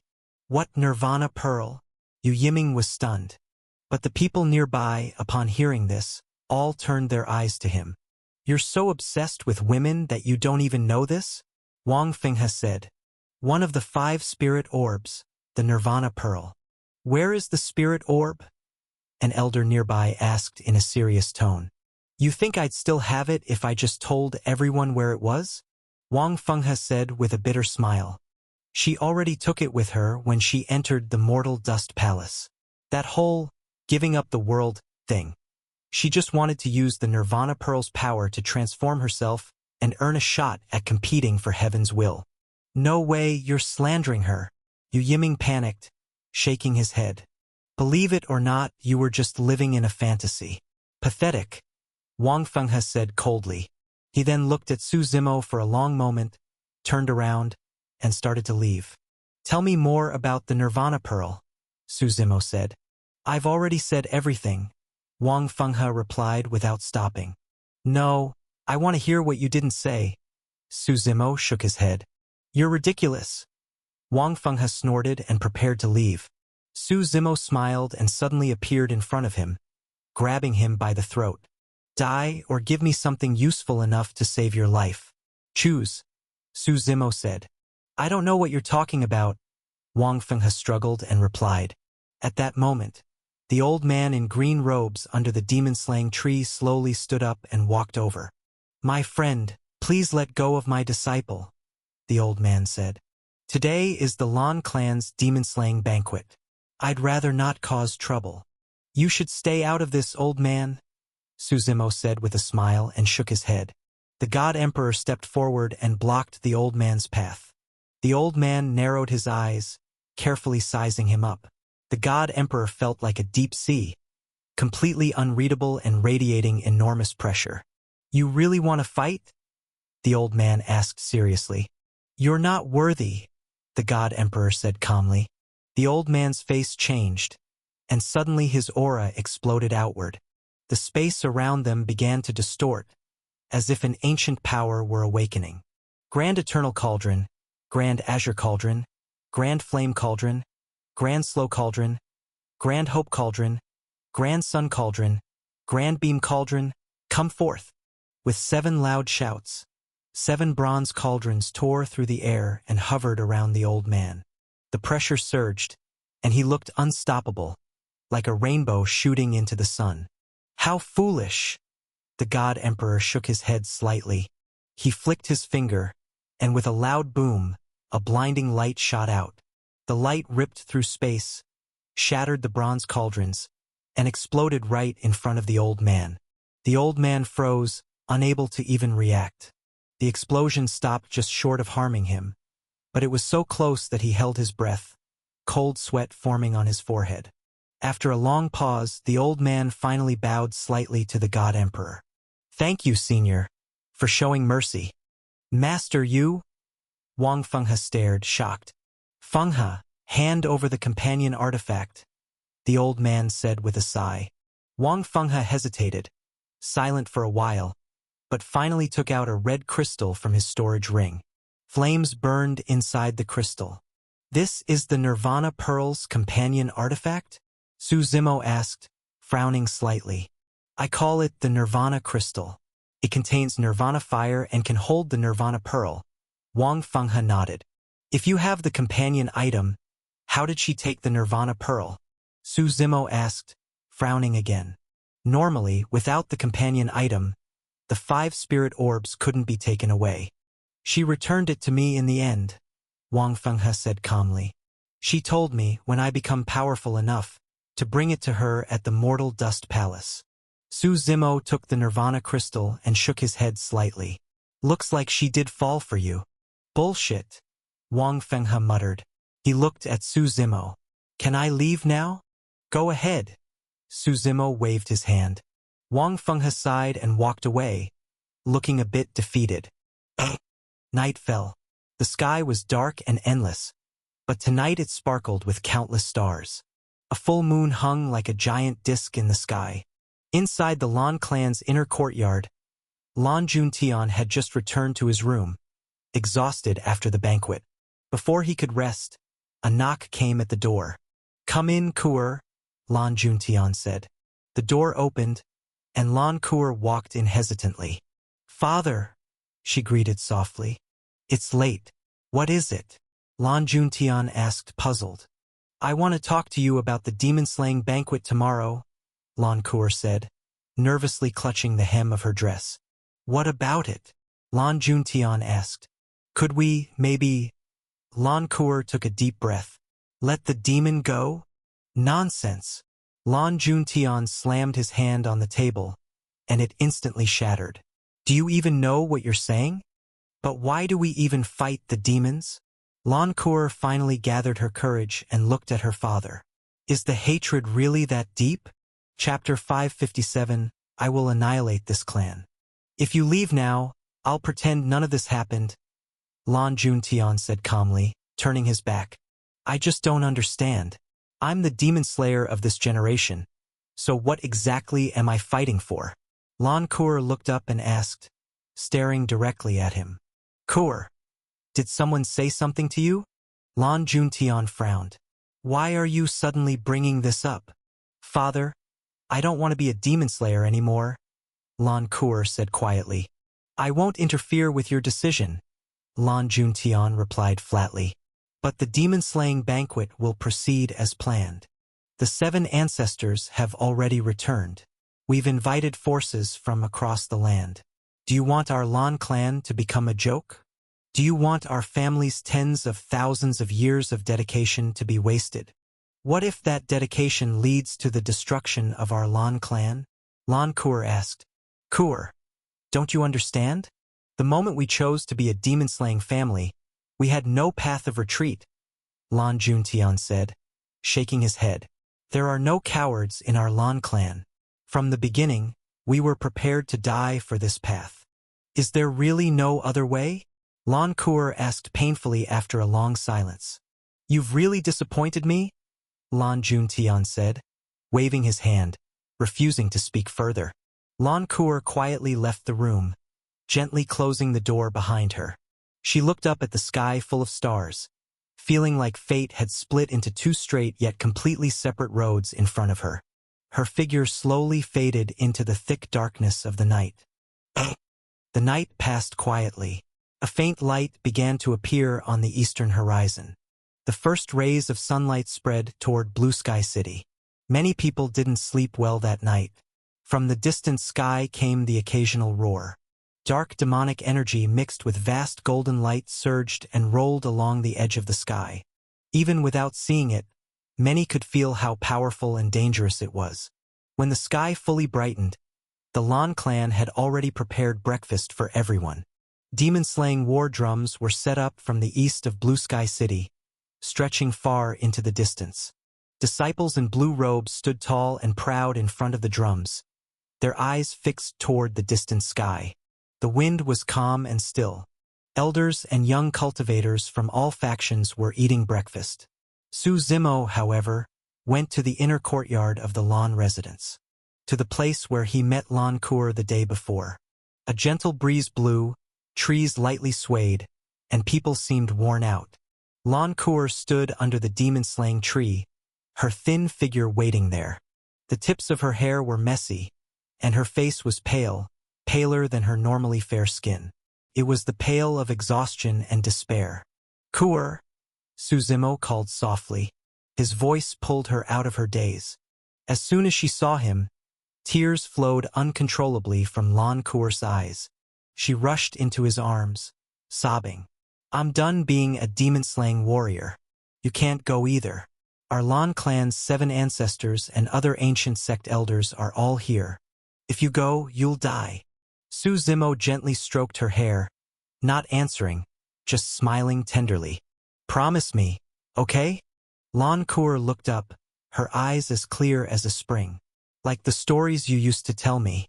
Let's leave this place, go somewhere hidden from the world, and live a quiet, ordinary life. Just the two of us. A simple life together. Is that so hard?" At that moment, Su Zimo looked at the girl in his arms, and memories pulled him back to that spring day. Falling petals, the small village of Zishuan, the setting sun, it felt like the same scene all over again. "Back then, I thought I had a bright martial future. I wanted revenge and refused to be tied down by anything." Su Zimo smiled lightly. "But this time, trust me, I will clear every obstacle. I swear it." "What if you die?" Lan Kuer asked through tears. "I'm not afraid of death," Su Zimo said softly. "What I fear is living this life with regrets, without truly experiencing it. There's still the outer heavens, my origins, and so much left for me to explore." "First it was my father, and now it's you," Lan Kuer said bitterly. "My father said he's not afraid of death. He knew the consequences when he chose this path. And now you say the same thing. You say the world is worth the risk. So what about me? Am I supposed to just watch my father die? Or you? All I want is a peaceful, warm life. Is that really too much to ask?" "I'm sorry." Su Zimo looked at her seriously. "But this path, I have to walk it." There were 4 people he had wronged in his life. His mother in a past life fell into the demonic path, and his father's hair turned white overnight. Lin Ruhu, the brother who once blocked a fatal blow for him. And the girl in front of him, someone he had hurt and disappointed more than once. Su Zimo had taken many lives, and cared little for the cost. But he was still human, and humans feel. Without emotions, what's the point of being human? He was Su Zimo, and yes, he felt pain.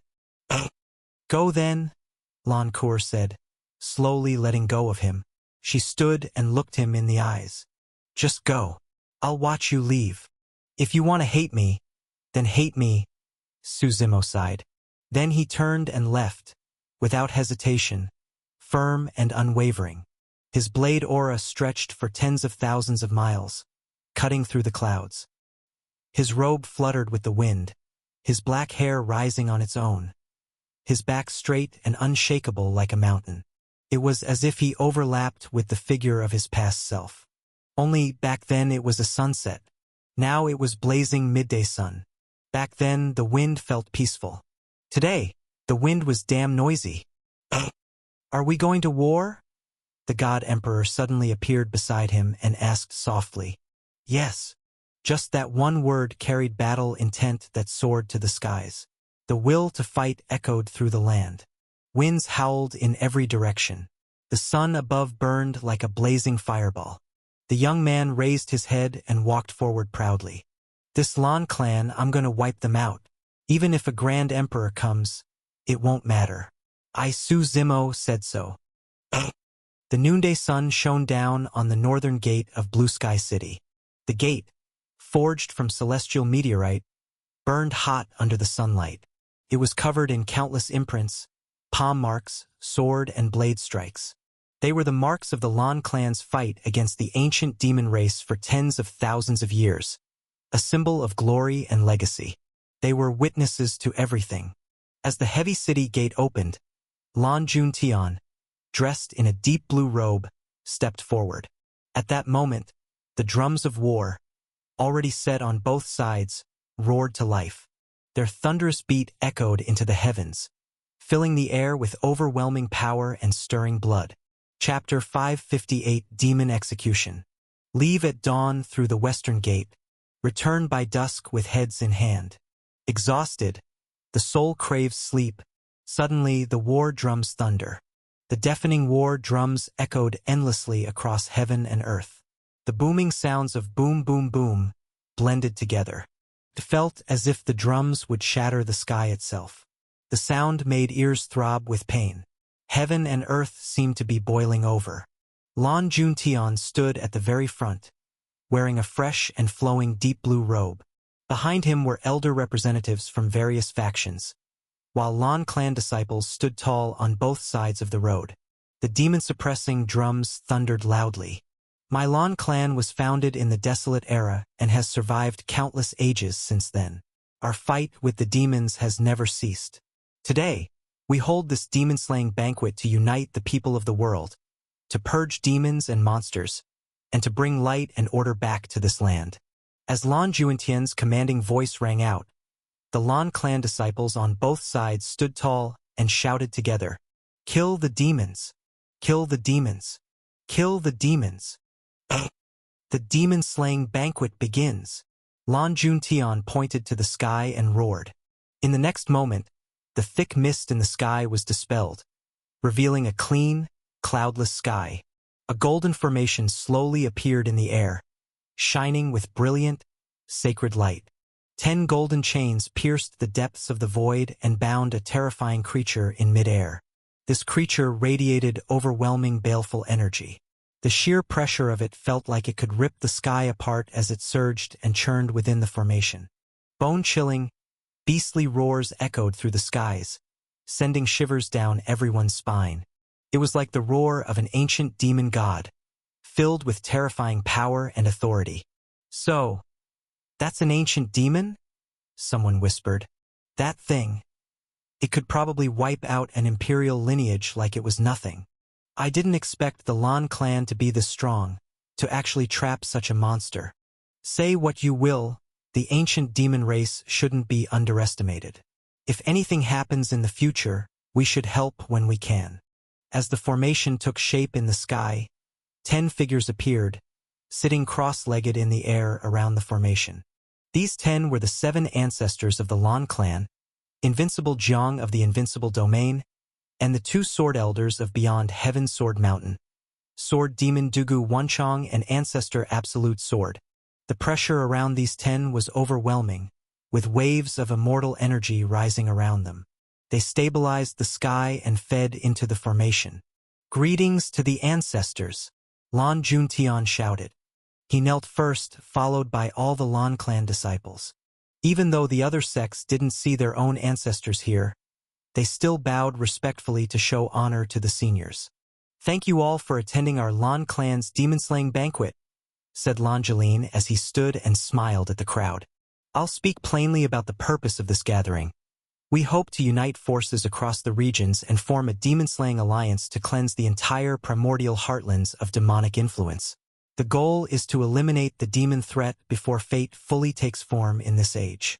Ancestor Jilin, we can't decide this ourselves, but we'll report your proposal to our sects," an elder from an imperial lineage replied. "No rush," Lan Jilin smiled. "I just wanted to use this event to express our intentions. That's enough for now." Here in Skiluan region, our forces have joined with Invincible Domain and Beyond Heaven Sword Mountain. If anyone else is interested, you're welcome to join us. Together, we'll plan how to purge the demons. Senior Jeline keeps talking about demon extermination. I have a few questions. A cold voice interrupted. A figure suddenly soared into the sky, his aura blazing, standing opposite Lan Jeline. It was Su Zimo. He wore a purple robe, his expression calm yet piercing, eyes fixed on Lan Jeline. Please go ahead, Lan Jeline said with a smile. What kind of demon are you trying to kill? And what kind of so-called peaceful world are you trying to restore? Su Zimo asked loudly. Did the demon kill your whole family? Did it wipe out your clan? Please clarify. Watch your tone, a Lan clan elder shouted. Who are you to speak like this in our Lan clan's territory? It's fine. Lan Jeline waved his hand, still smiling at Su Zimo. He replied, since our ancestors, the Lan clan has passed down a prophecy. One day, the demon sovereign will descend and bring destruction to the world, leading countless demons. What we do isn't for ourselves. It's for the sake of this world. So your ancestor said demons would destroy the world, and that automatically makes it true? Why should we all believe your ancestor's prophecy? Su Zimo asked. The primordial heartlands has seen 3 great eras. From the legendary era to the desolate era to today's imperial era, in all that time which great conflict was truly caused by demons. The day of the demon's return hasn't come yet, Lan Jeline said. When the seal on the primordial demon cave breaks, you'll understand why our family is committed to this path. No proof, just a prophecy. And now you want to rally the entire continent to fight demons. Don't you think that's ridiculous? Su Zimo replied coldly.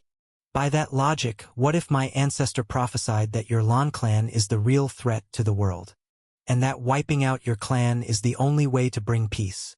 Lan Jeline shook his head slightly.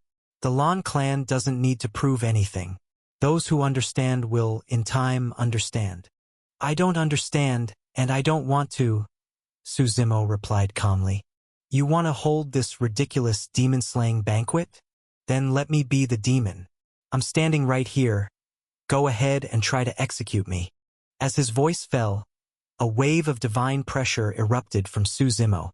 Blade energy surged into the sky like a rising tide.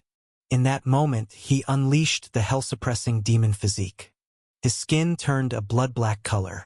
Thick, rolling demonic energy surrounded him. Dark purple markings, like ancient curses, spread down from his forehead.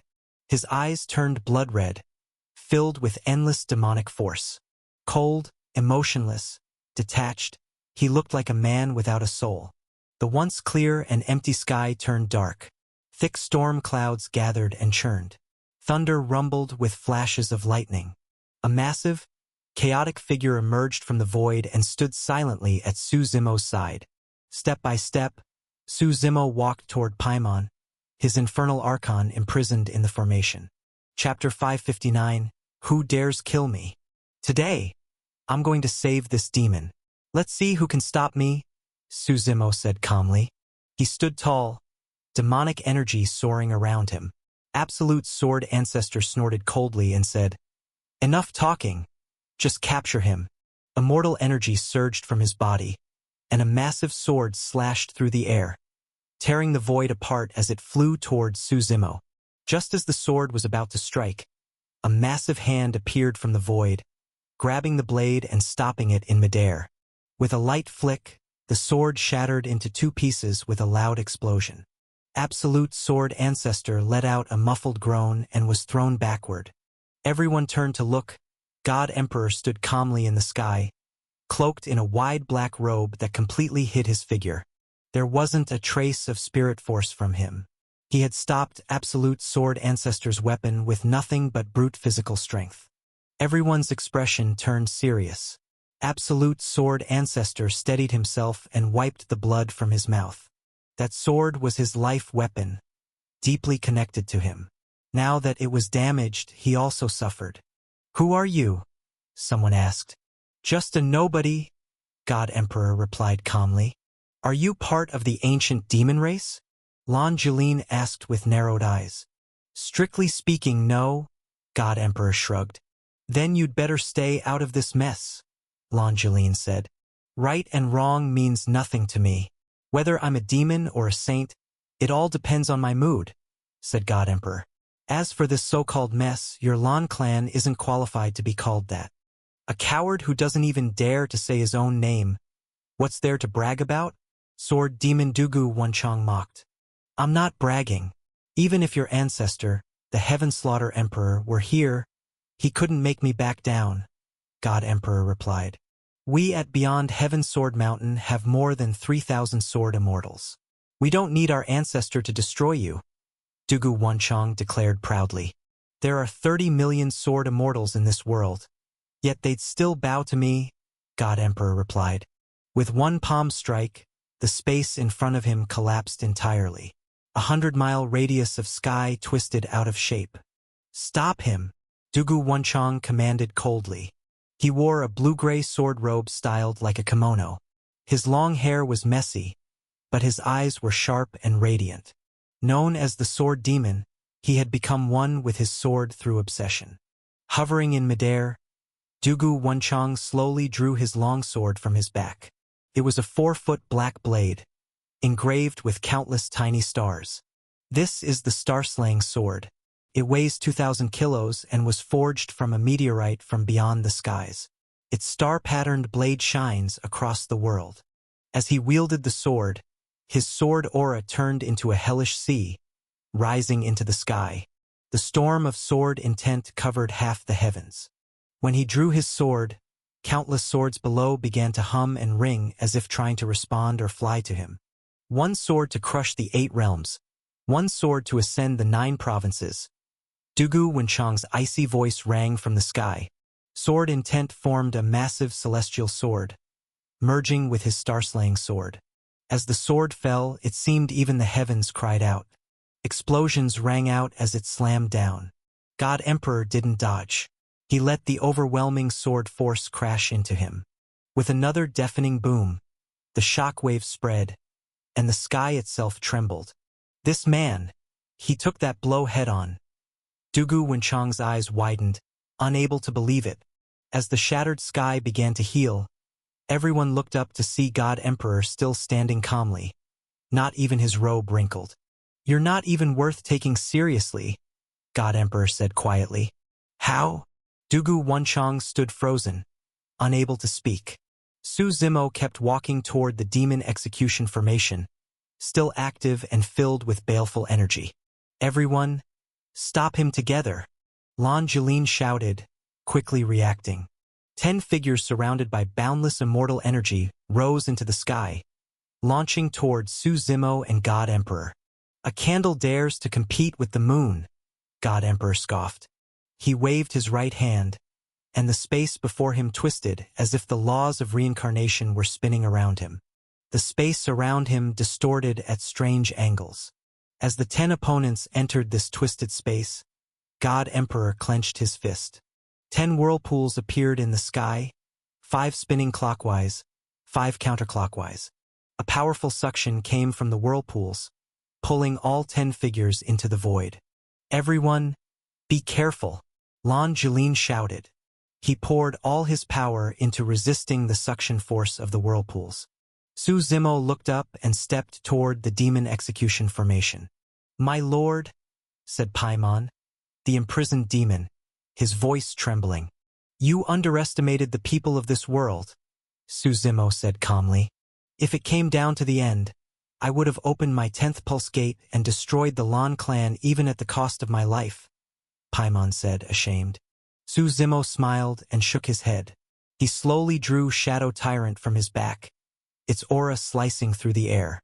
A pure, timeless blade intent fell from the void. With a thunderous crash, the blade struck the array. The formation trembled, and cracks appeared on its surface barrier. Don't let him break the formation, Lan Julin roared from above. But they were all busy trying to escape the whirlpools and couldn't stop Su Zimo. Down below, the Lan clan disciples looked grave. Lan Juntian took a deep breath. He turned to the panicking disciples and shouted, "From the desolate era to now, our Lan clan has survived for countless generations. Our ancestors gave their lives. One generation after another built the Lan clan we see today. Now our family faces life or death. Are you afraid to die?" He didn't wait for an answer before continuing. "It's human nature to fear death. There's no shame in it. Who doesn't want to live a good life?" Chapter 560, Massacring the Lan clan. But everyone dies eventually. Some deaths are as light as a feather, others as heavy as Mount Tai. The men of the Lan clan have never feared death. Now, in this moment of crisis, are you willing to fight with me to slay the demon, protect Blue Sky City, and defend our Skilyuan region? "Willing!" Someone below shouted with tears in their eyes, drawing their weapon. Voices rose one after another throughout Blue Sky City as countless members of the Lan clan charged toward Su Zimo in the sky, trying to stop him from destroying the formation again. "I will pile the corpses of the Lan clan high across Blue Sky City," Su Zimo said coldly, looking at the blade in his hand. "Shadow Tyrant, in these tens of thousands of years, how many heaven demons have you killed? To say this is blood for blood isn't too much, is it?" Blade intent raged across the heavens, dark clouds filled the sky, and light rain began to fall. The rain was cool and clear. Su Zimo turned his head, held his breath, focused, drew his blade, and charged forward through the growing storm. "Even if there are millions, those who stand against me will be crushed underfoot like bones." Hundreds of Lan clan members charged at Su Zimo, who stood alone. The baleful aura from the hell-suppressing demon physique surged skyward and merged with the dense storm clouds above. The power of the God Meridian realm enveloped everything. He executed the 19 forms of Dao-seeking, one move after another, filled with overwhelming demonic force. "Kill him and bring glory to the Lan clan. He's a heaven demon. Everyone must do their part to destroy him. We die with honor." Seeing all these people waving the banner of righteousness, shouting grand words and charging to their deaths, Su Zimo laughed out loud. With a swing of Shadow Tyrant, heads fell, and countless people died under his blade. Screams and roars mixed and echoed in the sky. The rain turned to blood, and it seemed everyone had lost their minds. Heads fell one after another as Lan clan members rushed in waves. Undefeated in 100 battles, pushing upstream, winds rise and clouds fly, floating like duckweed, storm turns to dragon, blade of slaughter, extinguish the void. With the full force of the 19 forms of Dao-seeking, each move exploded in the sky. Every corpse that fell marked the end of a life. The Lan clan watched with eyes wide in despair. "Fight! Fight! Fight!" Roars echoed in the air. Other powerful clans chose to stay out of it, retreating early. No one wanted to face the God Emperor. In the Lan clan's inner courtyard, on a tower, Lan Kuer stood in green robes, gazing into the distant sky. One after another, the bodies of her people fell, 1, 2, 3. Eventually, she lost count. She didn't know how many tears she'd shed, and by now she felt numb. All eyes were on that man in the sky. He looked like a war god, or perhaps a prophesied demon sovereign, covered in blood, treating life as worthless. This brutal battle lasted half a day. Su Zimo felt like he wasn't killing people anymore, more like cutting weeds. One wave after another, never ending. The corpses below had piled up like a mountain. The thick stench of blood and death spread across the sky. People often do crazy things when driven by emotion. But once that passion fades, all that's left is fear. The crowd, the waves of attacks, none of it brought Su Zimo down. Instead, as fewer people remained, the roaring war cries began to fade. Then many finally realized, those who had fought beside them were now corpses beneath their feet. Only a few people were left standing. At that moment, fear began to grow in some hearts. Some stopped fighting and began to retreat. Only Lan Juntian and a few family elders still charged at Su Zimo. A sharp burst of blade energy exploded from Shadow Tyrant and sent them all flying. Before Lan Juntian could stand, A blade was already at his neck. "My dear father-in-law," Su Zimo said with a twisted smile. "What are you talking about?" Lan Juntian frowned, then suddenly understood. "Kuer, you seduced Kuer, didn't you?" No wonder her attitude changed yesterday. "No, believe me, I love her more than anyone else," Su Zimo said, shaking his head. "That was her choice. Victory or defeat, do what you will. No need to insult me like this," Lan Juntian said coldly. "But even if my Lan clan is destroyed today, other families will rise. One day your ancient demon race will be wiped out. I only regret I couldn't kill you myself. You're too stuck in the past. I hold the power now. I decide what's good and evil. You think you understand the ancient demon race? You only know what your so-called ancestors' prophecy told you, and you dare label us as doomsday bringers. Don't you find that ignorant?" Su Zimo said calmly. "Say what you want. I will never share the same sky with the ancient demon race," Lan Juntian shouted. "Then die," Su Zimo said coldly, raising Shadow Tyrant high. "No!" A sudden scream echoed nearby. Lan Kuer walked across the air from afar and threw herself in front of Lan Juntian, blocking Su Zimo's blade. "Don't kill my father. I beg you." Tears streamed down her face. She looked worn out and shook her head at Su Zimo. "Please don't do it. I can't watch him die in front of me." "Kuer, don't beg him. No one in the Lan clan fears death.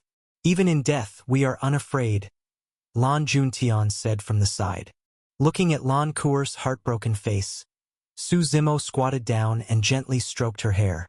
He smiled and said, "All right, since you don't want him to die, I won't kill him." After speaking, Su Zimo let out a soft laugh and turned to leave with his blade. Watching his back as he walked away, Lan Kuer felt a hollow emptiness inside. She wanted to reach out and hold on to him, but her body felt completely drained of strength. Behind her, Lan Juntian was still yelling, "Don't think I'll be grateful just because you spared me. Even if I fall to hell, I will find a way to destroy your ancient demon race." Su Zimo said nothing. He silently walked toward the life-death demon execution formation. As he passed by the God Emperor, he didn't speak, just moved his lips. "Do it." As Su Zimo approached the formation, the God Emperor raised his hand, and the surrounding space twisted violently. The space around Lan Juntian distorted, and his entire body was twisted and crushed into meat. "Who told you to kill him?" Su Zimo turned back, shocked and furious. "I am the God Emperor. I answer to no one," the God Emperor said arrogantly in the sky. "Such a damn drama queen." Su Zimo raised his blade and charged at the God Emperor. "You want to die?"